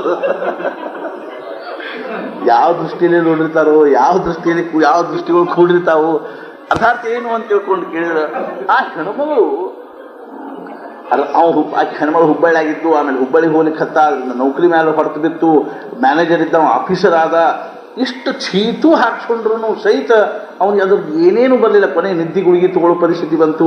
ಕೊನೆಗೆ ಹುಬ್ಬಳ್ಳಿ ಒಳಗೆ ಡೈಲಿ ವೇಸ್ ಮಾಡಿಕೊಂಡು ಭಿಕ್ಷಾ ಬೇಡ್ಕೊಂಡು ಕುಡ್ಕೋತ ಅಥವಾ ಘಟಾರ್ದೊಳಗೆ ಉಳ್ಳಾಡ್ಕೋತ ಹೋಗೋ ಪರಿಸ್ಥಿತಿ ಬಂತು ಅನ್ಬೇಕಾದ್ರೆ ಎಷ್ಟರೇ ಆ ಮನುಷ್ಯ ನಾವು ಅಷ್ಟ ನೇಮಾವರದಿಂದ ಅದ ಆಗಿ ಬಂದಿದ್ದೆ. ಅವ್ನು ಭೇಟಿಯಾಗಿ ಹೋದಾಗ ಇನ್ನೂ ನಿದ್ದೆ ಗುಳಿಗೆ ಇದ್ರೊಳಗನೇ ಇದ್ದ, ಗುಂಗಿನಾಗನೇ ಇದ್ದ. ಆಮೇಲೆ ಮರುದಿವ್ಸ ಮನೆಗೆ ಬಂದು ಕಟ್ಟೆ ಕೈಕಾಲು ಹಿಡ್ಕೊಂಡು ಏನಂದ ಅಂದ್ರೆ ಆಕಿನ ಹೋಗಿ ಶಿವಮೊಗ್ಗದಾಗಿಟ್ಟಿದ್ದ. ನನಗೆ ಶಿವಮೊಗ್ಗಕ್ಕೆ ಹೋಗ್ಲಿಕ್ಕೆ ಅವಕಾಶ ಕೊಡ್ರಿ ಅಂತ ಇರ್ಕೊಳ್ತ ವಿಷಯ ಬೇರೆ. ತಾತ್ಪರ್ಯ ಏನು ಅಂದ್ರೆ ಖರೆ ಅಂದ್ರೂ ವಿಚಾರ ಮಾಡ್ತಕ್ಕಂಥ ವಿಷಯ ಏನು ಅಂದ್ರೆ ಇಂಥದ್ದು ಸಂಪನ್ನವಾಗಿರ್ತಕ್ಕಂಥದ್ದನ್ನು ಬಿಟ್ಟು ಹೆಂಗರೇ ಆ ಒಂದು ಕ್ಷುದ್ರವಾಗಿರ್ತಕ್ಕಂಥದ್ರ ಕಡೆಗೆ ಮನಸ್ಸು ಹರಿದು ಹೋಗ್ತದೆ ಅನ್ನೋದನ್ನು ನಮ್ದರ ಹೇಳಿದ ಪ್ರಪಂಚದೊಳಗೆ ನಾವೇನು ಮಾಡಿ ಆ ಭಗವಂತನ ಬಿಟ್ಟು ನಾ ಎಷ್ಟೋ ಸಲ ಹೇಳೋದ್ರೇನು, ಯಾವ ಚೈತನ್ಯದ ಅಧಿಷ್ಠಾನದಿಂದಾಗಿ ದೇಹ ಇವತ್ತೇನಾಗಿದೆ ಅಂತಂದ್ರೆ ಮಾತಾಡ್ಲಿಕ್ಕೆ ಹತ್ತದ, ವ್ಯವಹಾರ ಮಾಡ್ಲಿಕ್ಕೆ ಹತ್ತದ, ನೋಡ್ತದ, ಕೇಳ್ತದ, ತನ್ನ ಪ್ರತಿಭಾ ತನ್ನ ಪರಾಕ್ರಮ ವ್ಯಕ್ತ ಮಾಡ್ತದನು. ಆ ದೇಹದೊಳಗಿಂದ ಆ ಚೈತನ್ಯ ಹೋತು ಅಂತಂದ್ರೆ ಈ ದೇಹದ್ದು ಏನಾಗ್ತದೆ, ಈ ದೇಹದೊಳಗೆ ಏನು ಅಂತಂದ್ರೆ ಮಹತ್ವ ಉಳಿತದ. ಅರ್ಥಾತ್ ಬಹಳ ಇಟ್ಕೊಳ್ಳಿಕ್ಕೆ ಸಹಿತ ಆಗುವುದಿಲ್ಲ. ಆದರೂ ಸಹಿತ ನಮಗೇನಿಲ್ಲ ಅಂದ್ರೆ ಆ ಚೈತನ್ಯದ ಕಡೆಗೆ ಒಳಗಿರ್ತಕ್ಕಂಥ ಸಚ್ಚಿದಾನಂದ ಪರಬ್ರಹ್ಮ ಸ್ವರೂಪದ ಕಡೆ ಲಕ್ಷ್ಯ ಇಲ್ದನೆ ನಾವೇನು ಮಾಡ್ಲಿಕ್ಕೆ ಹತ್ತೀವಿ ಅಂದ್ರೆ ಕ್ಷುದ್ರವಾಗಿರ್ತಕ್ಕಂಥ ದೇಹದ ಕಡೆಗೆ ಏನು ಲಕ್ಷ್ಯ ಕೊಟ್ಟಿವೋ ಅದು ಸಹಿತ ಹೀಗೆ ಅಂತ ತಿಳ್ಕೊಂಡು ಕೀ ತಪೋಬಳೆ ವೃದ್ಧಿ ಪಾತಲಿಯ ಭ್ರಂಶೇ ಬುದ್ಧಿ मग तया विरक्तता सिद्धी आठवेना श्रीराम किंवा तपोबलाने वृद्धी ऐश्वर्य प्राप्त झाली असता वैराग्यशाली पुरुषाची बुद्धी भ्रम पावते आणि मग त्याला वैराग्य सिद्धीची आठवणही राहत नाही. ಪ್ರಸಿದ್ಧ ಒಂದು ಪ್ರಸಂಗದ ಯಾವುದು ಅಂತಂದ್ರೆ ಭರ್ತೃರಿದು. ಇನ್ನು ಸಾಮಾನ್ಯ ಯೋಗಿ ಏನ್ರಿ, ಅಂಥ ಮಹಾನ್ ಯೋಗಿ ಪಿಂಗಲ ಸಂಕಲ್ಪ ಮಾಡಿ ಹೋಗಿರ್ತೆ ಏನು ಅಂದ್ರೆ ಅವ್ನು ಎಳ್ಕೊಂಡು ಬರ್ತೀನಿ ವಾಪಸ್ಸು ಅಂತ. ಪಿಂಗಲ ಹೋದ್ಲು, ಅವ ಅಲ್ಲಿ ತಪಸ್ಸೆ ಮಾಡ್ಕೋತ ಇದ್ದಾಗ ಅನೇಕ ಪ್ರಕಾರ ಹಾವಭಾವಗಳಿಂದ ತನ್ನ ಏನು ಅಂತಂದ್ರೆ ಭಾವನೆಗಳನ್ನು ವ್ಯಕ್ತ ಮಾಡಿ ಕೊನೆಗೆ ವಾಪಸ್ ತಗೊಂಡು ಬಂದ. ಅರ್ಥಾತ್ ಇದ್ರೆ ಮಚ್ಛೇಂದ್ರನಾಥರ ಶಿಷ್ಯ ಮಹಾನ್ ಯೋಗಿ ಆಗಿರ್ತಕ್ಕಂಥ ಏನು ಅಂತಂದ್ರೆ ಆ ಭರ್ತೃನಾಥನು ಸಹಿತ ಏನು ಮಾಡಿದ ಅಂದ್ರೆ ತಿರುಗಿ ತನ್ನ ಅಂತಃಪುರಕ್ಕೆ ಬಂದ, ಅರಮನೆಗೆ ಬಂದ. ಅಂತಃಪುರದೊಳಗೆ ಪಿಂಗಲಾನ ಜೊತೆಗೆ ಇರ್ತಿದ್ದ. ಮಚ್ಛೇಂದ್ರನಾಥರು ಅಕ್ಷರಶಃ ಕಣ್ಣೀರು ಹಾಕಿದ್ರು, ಎಂಥ ವ್ಯಕ್ತಿ ಹೋದಪ್ಪ ಅಂತ ತಿಳ್ಕೊಂಡು. ಅವ್ರಿಗೆ ಅನಿಸ್ತು ನನಗಿಂತ ಪಿಂಗಲ ಜೋರ ಅಂದಲ್ಲ ಅಂತ. ಪಿಂಗಲ ಜೋರ ಆಗೋದೇನು ಬೇಕಾಗಿಲ್ಲಲ್ಲೇ. ಅರ್ಥಾತ್ ಆ ಮನಸ್ಸಿನ ಒಂದು ಇದನ್ನ ಹೇಳ್ತೇನೆ ನಾವು. ಮನಸ್ಸು ಅನ್ನುವಂಥದ್ದು ಒಂದು ಸಲ ಅದರಿಂದ ಜಾರ್ತೀವಿ ಅಂತಂದ್ರೆ ಅದು ಎಲ್ಲಿ ಹೋಗಿ ಏನಾಗ್ತದನ್ನು ಹೇಳಲಿಕ್ಕೆ ಬರಾಗಿಲ್ಲ. ಅವಾಗ ಗೋರಖನಾಥರಂದ್ರು ಗುರುಗಳು ಅಳಬೇಡ್ರಿ ಅಂತ ಹೇಳಿ, ನೀವೇನು ಶೋಕ ಮಾಡ್ಕೋಬೇಡ್ರಿ, ಅವ್ನು ಕರ್ಕೊಂಡು ಬರೋ ಜವಾಬ್ದಾರಿ ನನಗೆ, ಅದು ನಾ ಕರ್ಕೊಂಡು ಬರ್ತೀನಿ ಅಂತ ತಿಳ್ಕೊಂಡು ಗೋರಖನಾಥರು ಉಜ್ಜಯಿನಿಗೆ ಬಂದು ಒಂದು ವೇಷ ಬದಲು ಮಾಡಿಕೊಂಡ್ರು. ಎದರದ್ದು ವೇಷ ಹಾಕ್ಕೊಂಡ್ರು ಅಂದ್ರೆ ಅಶ್ವಶಾಸ್ತ್ರ ವಿಶಾರದನ ವೇಷ ಹಾಕ್ಕೊಂಡ್ರು. ಕುದುರೆ ಶಾಸ್ತ್ರದ ವಿಚಾರ ವಿಲಕ್ಷಣ ಒಂದು ಅರ್ಥಾತ್ ದೇಹ ಕಾಂತಿ ಅಥವಾ ಒಂದು ಸುಂದರವಾಗಿರ್ತಕ್ಕಂಥ ದೇಹ, ಅತ್ಯಂತ ಆಕರ್ಷಕವಾಗಿರ್ತಕ್ಕಂಥ ದೇಹದಿಂದ ಸರ್ವಜ್ಞರಾಗಿರ್ತಕ್ಕಂಥವ್ರು ಮಹಾನ್ ಯೋಗಿಯಾಗಿ ಅವ್ರಿಗೇನು ಅಸಾಧ್ಯ ಇತ್ತು. ವೇಷ ಬದಲು ಮಾಡಿಕೊಂಡು ಬಂದು ಅವನ ಜೊತೆಗೆ ಸಖ್ಯ ಬೆಳೆಸಿದ್ರು. ಅಶ್ವಶಾಸ್ತ್ರದ ಜ್ಞಾನ ಮಾಡಿಕೊಂಡು ನಿತ್ಯ ಏನು ಮಾಡ್ಲಿಕ್ಕತ್ತರು ಅಂತಂದ್ರೆ ಅವನ ಜೊತೆಗೆ ಆಟ ಆಡೋದು, ಪಗಡಿ ಆಡೋದು, ಅರ್ಥಾತ್ ಅವನ ಜೊತೆ ಅವನು ಸಖ್ಯ ಬೆಳೆಸಿ ಅವನ ಪುರ ತನಕನೂ ಪ್ರವೇಶ ಮಾಡಿ ಅಂತಃಪುರದಾಗ ಕೂತ್ಕೊಂಡನ ಇಬ್ಬರು ಪಗಡಿ ಆಡಬೇಕು. ಭರ್ತೃನಾಥ ಮತ್ತು ಇವರು ಗೋರಖನಾಥರು. ಮಜಾ ಏನಾಗಿತ್ತು ಅಂತಂದ್ರೆ ಆ ಊರೊಳಗೆ ಒಬ್ಬ, ಇದು ಸಹಿತ ಗೋರಖನಾಥರನ್ನ ಸಂಕಲ್ಪ. ಗೋರಖನಾಥರ ಸಂಕಲ್ಪದಿಂದ ಆ ಊರೊಳಗೆ ಒಬ್ಬ ಬ್ರಾಹ್ಮಣ ಮಹಾಕಾಲೇಶ್ವರನನ್ನು ಕುರಿತು ತಪಶ್ಚರ್ಯ ಮಾಡಿದಾಗ ಮಹಾಕಾಲೇಶ್ವರ ಸಂತುಷ್ಟ ಆಗಿ ಆ ಬ್ರಾಹ್ಮಣಿಗೆ ಏನು ಮಾಡಿದ, ಒಂದು ಅಮರ ಫಲ ಕೊಟ್ಟ. ಆ ಫಲವನ್ನು ಸೇವನೆ ಮಾಡೋದ್ರಿಂದ ದೀರ್ಘಾಯುಷಿ ಆಗ್ತಾನೆ, ಆರೋಗ್ಯವಂತ ಆಗ್ತಾನೆ ಅನ್ನುವಂಥ ಫಲ ಕೊಟ್ಟ ಕೂಡಲೇ ಬ್ರಾಹ್ಮಣ ವಿಚಾರ ಮಾಡಿದ, ನಾ ತಿಂದು ದೀರ್ಘಾಯುಷಿಯಾಗಿ ಆರೋಗ್ಯವಂತಾಗಿ ಏನು ಸಾಧಿಸಬೇಕಾಗಿದೆ, ಅದಕ್ಕಿಂತಲೂ ರಾಜ ತಿಂದ್ರೆ ಚಲೋ ಅಂತ ತಿಳ್ಕೊಂಡು ರಾಜ ತಂದು ಕೊಟ್ಟ. ಅಷ್ಟ್ರಾಗನೇ ಏನಾಗಿತ್ತು ಅಂದ್ರೆ ಈ ಗೋರಖನಾಥ ಏನು ಮಾಡ್ಕೊಂಡಿದ್ದ ಅಂದ್ರೆ ಪಿಂಗಲಾನ ಮನಸ್ಸು ಒಲಿಸ್ಕೊಂಡ್ಬಿಟ್ಟಿದ್ದ. ಪಿಂಗಲ ನಿರಂತರವಾಗಿ ಅವನ ಕಡೆಗೆ ಹೋಗ್ತಿದ್ಲು. ಅದು ಅಲ್ದನ ಆ ಗೋರಖನಾಥ ಏನು ಮಾಡಿದ್ದ ಅಂತಂದ್ರೆ ಊರೊಳಗೆ ಒಬ್ಬ ಪ್ರಸಿದ್ಧ ವೇಶ್ಯಾಳ ಕಡೆಗೆ ಹೋಗ್ತಿದ್ದ. ಅರ್ಥಾತ್ ಗೋರಖನಾಥ ವೇಶ್ಯಾಳ ಕಡೆಗೆ ಹೋಗ್ತಿದ್ದ. ಇದೆಲ್ಲ ನಾಟಕ ಆಗಿತ್ತು. ಇದೆಲ್ಲ ಏನಾಗಿತ್ತು ಅಂದ್ರೆ ಅವನಿಗೆ ಗೋರಖನಾಥನಿಗೆ ಏನು ಬೇಕಾಗಿತ್ತೇನ್ರಿ. ಆದ್ದರಿಂದ ಇದೊಂದು ಏನು ಮಾಡಿದ ಅಂದ್ರೆ ಒಂದು ನಾಟಕ ರಚನಾ ಮಾಡಿದ್ದ. ಪ್ರಸಿದ್ಧ ವೇಶ್ಯಾಳ ಕಡೆಗೆ ಹೋಗ್ತಿದ್ದ, ಅವಳು ಸಂಪರ್ಕ ಇಟ್ಕೊಂಡಿದ್ದ. ಅದೇ ರೀತಿಯಾಗಿ ಪಿಂಗಲಾ ಸಹಿತ ಅವನ ಕಡೆಗೆ ಬರ್ಲಿಕ್ಕೆ ಹತ್ತಿದ್ಲು. ಪಿಂಗಲಾ ಅವನಿಂದ ಆಕರ್ಷಿತರಾಗಿ ಅವನ ಕಡೆಗೆ ಬರ್ಲಿಕ್ಕೆ ಹತ್ತಿದ್ಲು, ಮೋಹಿತರಾಗಿ. ಅಷ್ಟರೊಳಗೆ ಈ ಅಮರ ಫಲ ಬಂದು ಕೂಡ ಬ್ರಾಹ್ಮಣ ತಗೊಂಡು ಬಂದು ಭರ್ತರಿಗೆ ಕೊಟ್ಟ. ಭರ್ತರಲ್ಲಿ ವಿಚಾರ ಮಾಡಿದ, ನಾ ತಿನ್ನೋಕ್ಕಿಂತಲೂ ನಂದು ಹೆಂಗ ಆರೋಗ್ಯ ನಾ ಕಾಯ್ಕೋತೀನಿ, ಅದು ಆಕೆ ತಿಂದ ಆರೋಗ್ಯವಂತವಾಗಿ ದೀರ್ಘಾಯುಷಿಯಾಗಿದ್ದು ಅಂತಂದ್ರೆ ನಾ ದೀರ್ಘಕಾಲದವರೆಗೂ ಸುಖಿಯಾಗಿರ್ಬೋದು ಅನ್ನುವಂಥ ಭಾವನಾದಿಂದ ಒಯ್ದು ಪಿಂಗಲಾ ಕೊಟ್ಟ. ಪಿಂಗಲಾ ಇಸ್ಕೊಂಡು ಏನು ಮಾಡಿದ್ರು, ನಾ ತಿನ್ನೋಕ್ಕಿಂತಲೂ ಗೋರಖನಾಥ್ ತಿನ್ನೋ ಚಲೋ ಅಂತಕ್ಕೆ. ಯಾಕಂತ ಅವನ ಜೊತೆ ನಾನು ಬಹಳ ದೀರ್ಘಕಾಲದವರೆಗೂ ಸುಖವಾಗಿರ್ಬೋದು ಅನ್ನುವಂಥ ಭಾವನಾದಿಂದ ಆಕೆ ಅವನ ಕಡೆಗೆ ಒಯ್ದಾಗ ಅವೇನಂದ ಅಂದ್ರೆ ನನಗೇನು ಬೇಡ, ಇಲ್ಲ ನೀವು ತಿನ್ಬೇಕು, ಆದ್ರೆ ತಿಂತೀನಿ ಏನೋ ಖರೆ ಒಂದು ಶರ್ತು ಏನು ಅಂತಂದ್ರೆ ನಿನ್ನ ಬೆನ್ನ ಮೇಲೆ ನಾನು ಏನು ಮಾಡ್ತೀನಿ ಅಂದ್ರೆ ಈ ಕುದುರೆ ಬಡಿಯೋ ಚಾಬೂಕ್ನಿಂದ 3 ಏಟ ಹೊಡೆದು ಇದನ್ನು ತಗೋತೀನಿ, ಕಬೂಲ್ ಅದ ಏನು ಬೇಕಾದಷ್ಟು ಹೊಡೀರಿ, ಅದನ್ನು ತಗೊಳ್ತೀನಿ. 3 ಏಟ ಹೊಡೆದ, ಬಾರ್ ಮೂಡು ಹಂಗೆ 3 ಏಟು ಹೊಡೆದು ಆ ಹಣ್ಣು ಇಸ್ಕೊಂಡು ಅವನೇನು ಮಾಡಿದ ಅಂದ್ರೆ ಊರಾಗಿನ ವೇಶ್ಯಾಗ ಒಯ್ದು ಕೊಟ್ಟ, ನೀ ತಿನ್ನಿದನ ಅಂತ. ಆಕೆಂದು ನಾ ಸುಡುಗಾಡ್ ನಾ ತಿಂದು ಏನಾಗ್ಬೇಕಾಗಿದೆ, ಅಮರಾಗಿ ಏನಾಗ್ಬೇಕಾಗ್ಯದ, ಇದು ಆಗಿ ಏನಾಗ್ಬೇಕಾಗಿದೆ, ಅದಕ್ಕಿಂತಲೂ ರಾಜ ತಿಂದ ಅಂತಂದ್ರೆ ಆಕೆ ವಿಚಾರ ಮಾಡಿದ್ದೇನು, ಇಡೀ ರಾಜ್ಯ ಸುಖವಾಗಿರ್ತದೆ ಅಂತ ತಿರುಗಿ ಮತ್ತೆ ತೊಗೊಂಡು ಭರ್ತದ ಕಡೆ ತೊಗೊಂಬಂದು. ಭರ್ತರಿಗೆ ಗಾಬರಿ ಅದ, ಇದೇನಿದು, ಯಾರು ಕೊಟ್ಟರು ನಿನಗೆ? ನನಗಾಗಿ ಅವ್ನು ಕೊಟ್ಟಾನು, ಆ ಮನುಷ್ಯ ಕೊಟ್ಟಾನು. ಅರೆ ಅವ್ಗೆ ಯಾರು ಕೊಟ್ಟರು? ಅವ್ನು ಕರೆಸಿ ಕೇಳ್ದ, ನಿನಗೆ ಯಾರು ಕೊಟ್ಟರು? ನನಗೆ ಪಿಂಗಲಾ ಕೊಟ್ಟರು. ಸುಳ್ಳು ಹೇಳ್ತೀವಿ, ಕೇಳ್ಬೇಕು, ನೋಡ್ಬೇಕಾದ್ರೆ ಏನು ಪ್ರಮಾಣ ಏನು ಅಂದ್ಕೂಳೆ ಆಕೆ ಬೆನ್ನ ಮೇಲೆ ನೋಡ್ಬೇಕಾದ್ರೆ 3 ಬಾರ್ ಮೂಡ್ಯಾವೆಲ್ಲೋ ಹಂಗೆ ತೊಗೊಂಡಿಲ್ಲ, 3 ಹೊಡೆದು ತೊಗೊಂಡಿನಿ ಅಂತ. ಅವಾಗ ಅವನಿಗೆ ಅನಿಸ್ತು, ಯಾಮ್ ಚಿಂತೆಯಾಮಿ ಸತತಂ ಮೈಸಾ ವಿರಕ್ತ. ಯಾರನ್ನು ನಾನು ಹಗಲು ರಾತ್ರಿ ಚಿಂತನೆ ಮಾಡ್ಲಿಕ್ಕೆ ಹತ್ತೀನೋ ಅವಳು ನನ್ನ ವಿಷಯದಲ್ಲಿ ವಿರಕ್ತಿದ್ದಾಳೆ. ಯಾಮ್ ಚಿಂತೆಯಾಮಿ ಸತತಂ ಮೈಸಾ ವಿರಕ್ತ ಸಾಪ್ಯನ್ಯ ಮಿಚ್ಛತಿ ಜನಂ ಸಜನೋನ್ಯ ಶಕ್ತ. ಆಕೆ ಮತ್ತೊಬ್ಬನೇ ಅವನು ಅಪೇಕ್ಷೆ ಮಾಡ್ತಾಳೆ, ಅವ ಮತ್ತೊಬ್ಬ ಆಕೆ ಒಳಗೆ ಆಸಕ್ತಿ ಇದ್ದಾಳೆ. ಗದ್ದದ ನೋಡ್ರಿ,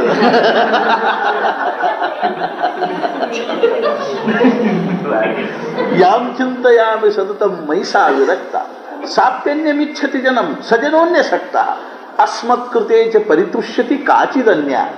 ನಮ್ಮೆಲ್ಲರೊಳಗೆ ಯಾವಾಗಲೂ ಸಂತೋಷ ಪಡ್ತಾರೆ. ಧಿಕ್ತಾಂಚ, ಆ ಪಿಂಗಲಾ ಧಿಕ್ಕಾರ, ಧಿಕ್ತಾಂಚ ತಂಚ ಅವನಿಗೂ, ಮದನಂಚ ಇವ್ ನಮ್ಮನ್ನೆಲ್ಲ ಗದ್ಲಕ್ಕೆ ಹಾಕಿದವ, ಇಮಾಂಚ ಇವ್ರಿಗೆಲ್ಲರಿಗೂ, ಮಾಂಚ ನನಗೂ ಧಿಕ್ಕಾರ ಅಂದ. ಧಿಕ್ತಾಂಚ ತಂಚ ಮದನಂಚ ಇಮಾಂಚ ಮಾಂಚ ಅಂತ ತಿಳ್ಕೊಂಡು ಒಮ್ಮೆಲೆ ಏನಂದ್ರೆ ಅಲಖ್ ನಿರಂಜನ್ ಅಂತ ತಿಳ್ಕೊಂಡು ಹೊರಗೆ ಬಂದ ಕೂಡ ಗೋರಖನಾಥನು ಬಂದ ಬಿಟ್ಟು ಹೊರಗೆ. ಅವನು ಅಲಖ್ ನಿರಂಜನ್ ಅಂತ, ಅಲ್ಲಲ್ಲ ನೀ ಏನ ನಾವು ಬಂದಿದ್ವಿ ಅಂತ. ತಾತ್ಪರ್ಯ ಏನು ಅಂತ ತಿಳ್ಕೊಂಡು ಕೇಳಿದ್ರೆ ಹಿಂಗೆ ತಪೋಬಲದಿಂದ ವೃದ್ಧಿ ಎನ್ನುವಂಥದ್ದು ಅಂಶ ಆತು ಅಂತ. ಅರ್ಥಾತ್ ವೃದ್ಧಿ ಪ್ರಾಪ್ತ ಆತು, ಐಶ್ವರ್ಯ ಪ್ರಾಪ್ತ ಆತು ಅಂದ ಕೂಡಲೇ ತಪೋಬಲ ಅನ್ನುವಂಥದ್ದು ಹೆಂಗೆ ನಷ್ಟ ಆಗಿ ಹೋಗ್ತದನು.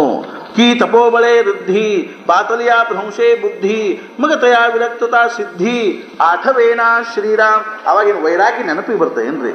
ತೈಸೆ ಅರ್ಜುನ ತೇಥ ದಾಹಲೆ असते पुरुषत्व गेले जे अंतःकरण दिदले कारुण्यासी श्रीराम. त्याप्रमाणे अर्जुनाची त्यावेळी स्थिती झाली. अर्जुन ಒಂದು ಅಂಥದ್ದ ಅವಸ್ಥಾ, त्याची असलेली वीरवृत्ती गेली. ಪರಾಕ್ರಮನ ಒಳಗಿಂದ ಸಳ್ಳ ತಿಳಿದು ಹೋದಂಗೆ ಆಗ್ಬಿಟ್ಟು.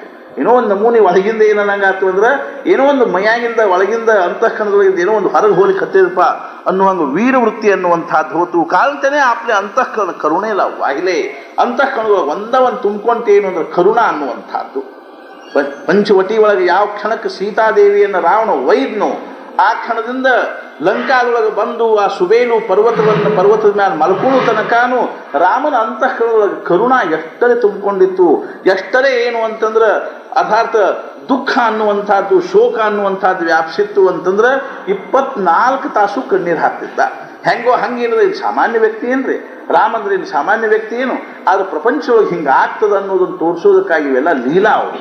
ಅರ್ಥಾತ್ ಏನಂದ್ರೆ ನಾವು ಅಜ್ಞಾನಿಗಳಾಗಿರ್ತಕ್ಕಂಥವ್ರು ಪ್ರಪಂಚದ ವಿಷಯಗಳಲ್ಲಿ ನಾವು ನೋಡಿಲ್ಲ, ಕಳ್ಕೊಂಡಿರ್ತಾರಪ್ಪ. ಒಂದು 4-5 ಲಕ್ಷ ರೂಪಾಯಿ ನುಕ್ಸಾನ ಆಗಿತ್ತು, ಹಂಗನೇ ಶೋಕ ಮಾಡ್ತಿರ್ತಾರೆ ಅಂತಂದ್ರೆ ಅರ್ಥಾತ್ ಇನ್ನು ಪ್ರಪಂಚದೊಳಗೆ ನಾವು ಬದುಕಿರೋದ್ರಾಗ ಏನೂ ಅರ್ಥ ಇಲ್ಲ ಅನ್ನೋರ ಗತೆ ನಾವೇನು 4-5 ಲಕ್ಷ ಅಲ್ರಿ, 100 ರೂಪಾಯಿ ಕಳ್ಕೊಂಡ್ರೆ ಎಷ್ಟು ಅಳ್ತಿರ್ತಾರೆ, ಒಂದು 50 ರೂಪಾಯಿ ಕಳ್ಕೊಂಡ್ರೆ ಎಷ್ಟು ಅಳ್ತಿರ್ತಾರೆ. ಹೋದೂರಿಯೋ ನಮ್ಮೂ ಹೋದೂರಿಯೋ ಅಂತ. ವಸ್ತುಗಳ ವಿಷಯದಲ್ಲಿ ಅಥವಾ ವ್ಯಕ್ತಿಗಳ ವಿಷಯದಲ್ಲಿ ಯಾರಾದರೂ ಹೋದ್ರು ಅಂದ್ರೆ ಪ್ರಿಯ ಜನರ ವಿಯೋಗ ಆದ್ಕೊಳ್ಳಿ ಎಷ್ಟರೇ ಶೋಕ ಬರ್ತದೆ, ಎಷ್ಟರೇ ಶೋಕ ಉಂಟಾಗ್ತದೆ ಅಂತಂದ್ರೆ ದೇಖಾ ಮಂತ್ರಜ್ಞೋ ಬರಳು ಜಾಯ मग तेथका जैसा संचारू होय तैसा तो धनुर्धर महामोहे आकळेला श्रीराम. मांत्रिक चंचलला मंत्रोच्चार चुकला असता जशी त्याला बाधा होते तसा तो धनुर्धारी अर्जुन मोठ्या मोहाने ವ್ಯಾಪला गेला. ಅರ್ಥಾತ್ ಖರೇಂದ್ರ ಇದೊಂದು ಏನದಂದ್ರೆ ಇಂಥ ಪ್ರಕಾರಗಳವ ಏನು ಅಂತಂದ್ರೆ ಮಂತ್ರ ಸಿದ್ಧಿ ಮಾಡಿಕೊಂಡಿರ್ತಾರೆ. ಅದರ ಆ ಮಂತ್ರ ಸಿದ್ಧಿಯ ಬಲದ ಮೇಲೆ ಏನೇನೋ ಜಗತ್ತೊಳಗೆ ತಮ್ಮದು ಒಂದು ವಿಶಿಷ್ಟವಾಗಿರ್ತಕ್ಕಂಥ ಪ್ರತಿಷ್ಠಾ, ಒಂದು ವಿಶಿಷ್ಟವಾಗಿರ್ತಕ್ಕಂಥದ್ದು ಏನಾದರೂ ಮಾಡಿ ತೋರಿಸ್ತಿರ್ತಾರೆ. ಅರ್ಥಾತ್ ಅದರೊಳಗೆ ಇರ್ತಾರೆ ಅವರು, ಅದರ ಒಂದು ಭಾವದೊಳಗೆ ಇರ್ತಾರೆ. ಒಂದು ಸಲ ಅಕಸ್ಮಾತ್ತಾಗಿ ಆ ಮಂತ್ರ ಸಿದ್ಧಿ ಹೋತು ಅಂತಂದ್ರೆ ಎದೆದಕ್ಕೂ ಅವ್ರು ಏನಾಗೋದಿಲ್ಲ ಅಂದ್ರೆ ಉಪಯೋಗ ಇಲ್ಲದ ಅವ್ರ ಗತಿ ಆಗ್ತಾರೆ. ಎದೆದಕ್ಕೂ ಏನೇನು ಜಗತ್ ಅವ್ರು ಮಾರಿ ತೋರಿಸಲಿಕ್ಕೆ ಯೋಗ್ಯ ಇಲ್ಲದೆ ಇರ್ತಕ್ಕಂಥ ಅವಸ್ಥಾ ಅನ್ನುವಂಥದ್ದು ಹೆಂಗೆ ಪ್ರಾಪ್ತ ಆಗ್ತದನೋ ಹಂಗೆ ಅರ್ಜುನ ಅಂತ ಕರುಣಾ ತುಂಬಿಕೊಂಡು ಕೂಡ ಮಾರಿ ಮ್ಯಾಲ್ ಕೆತ್ತಲಿಕ್ಕೆ ಆಗೋದು. ಅರ್ಥಾತ್ ಏನಂದ್ರೆ ಅರ್ಜುನಗ ಮುಖ ಮ್ಯಾಲ್ ಕೆತ್ತಿ ಭಗವಂತನ ಕಡೆ ನೋಡ್ಲಿಕ್ಕೆ ಆಗವಲ್ತು. ಅದ್ರ ಭಗವಂತ ನೋಡ್ಲಿಕ್ಕೆ ಹತ್ತ ಹಿಂಗೆ ಮ್ಯಾಲ್ ಬರೋಬ್ಬರಿ ಹೊಂಟಿ ಗಾಡಿ ಇದು ಅಂತ म्हणून असता धीरू गेला हृदयाद्रवो आला जैसा चंद्रकळी शिवतला सोमकांतू श्रीराम. म्हणून त्याच्या अंगी असलेले धैर्य खचले आणि त्याचे हृदय करुणेने पाझरले. ಅನಿಸ್ತದ ನಮಗೂ ಸಹಿತ ಎಷ್ಟೋ ಅಥವಾ ನೋಡಿ ನಾವು ಪ್ರಸಂಗ ಏನು ಅಂತ, ಏನು ಮಹಾನ್ ಪರಾಕ್ರಮಿಗಳಿರ್ತಾರೆ ಅಥವಾ ಬೇಕಾದಷ್ಟು ಧೈರ್ಯವಂತರು ಇರ್ತಾರೆ, ಬೇಕಾದಷ್ಟು ಗಂಭೀರರವ್ರು ಇರ್ತಾರೆ.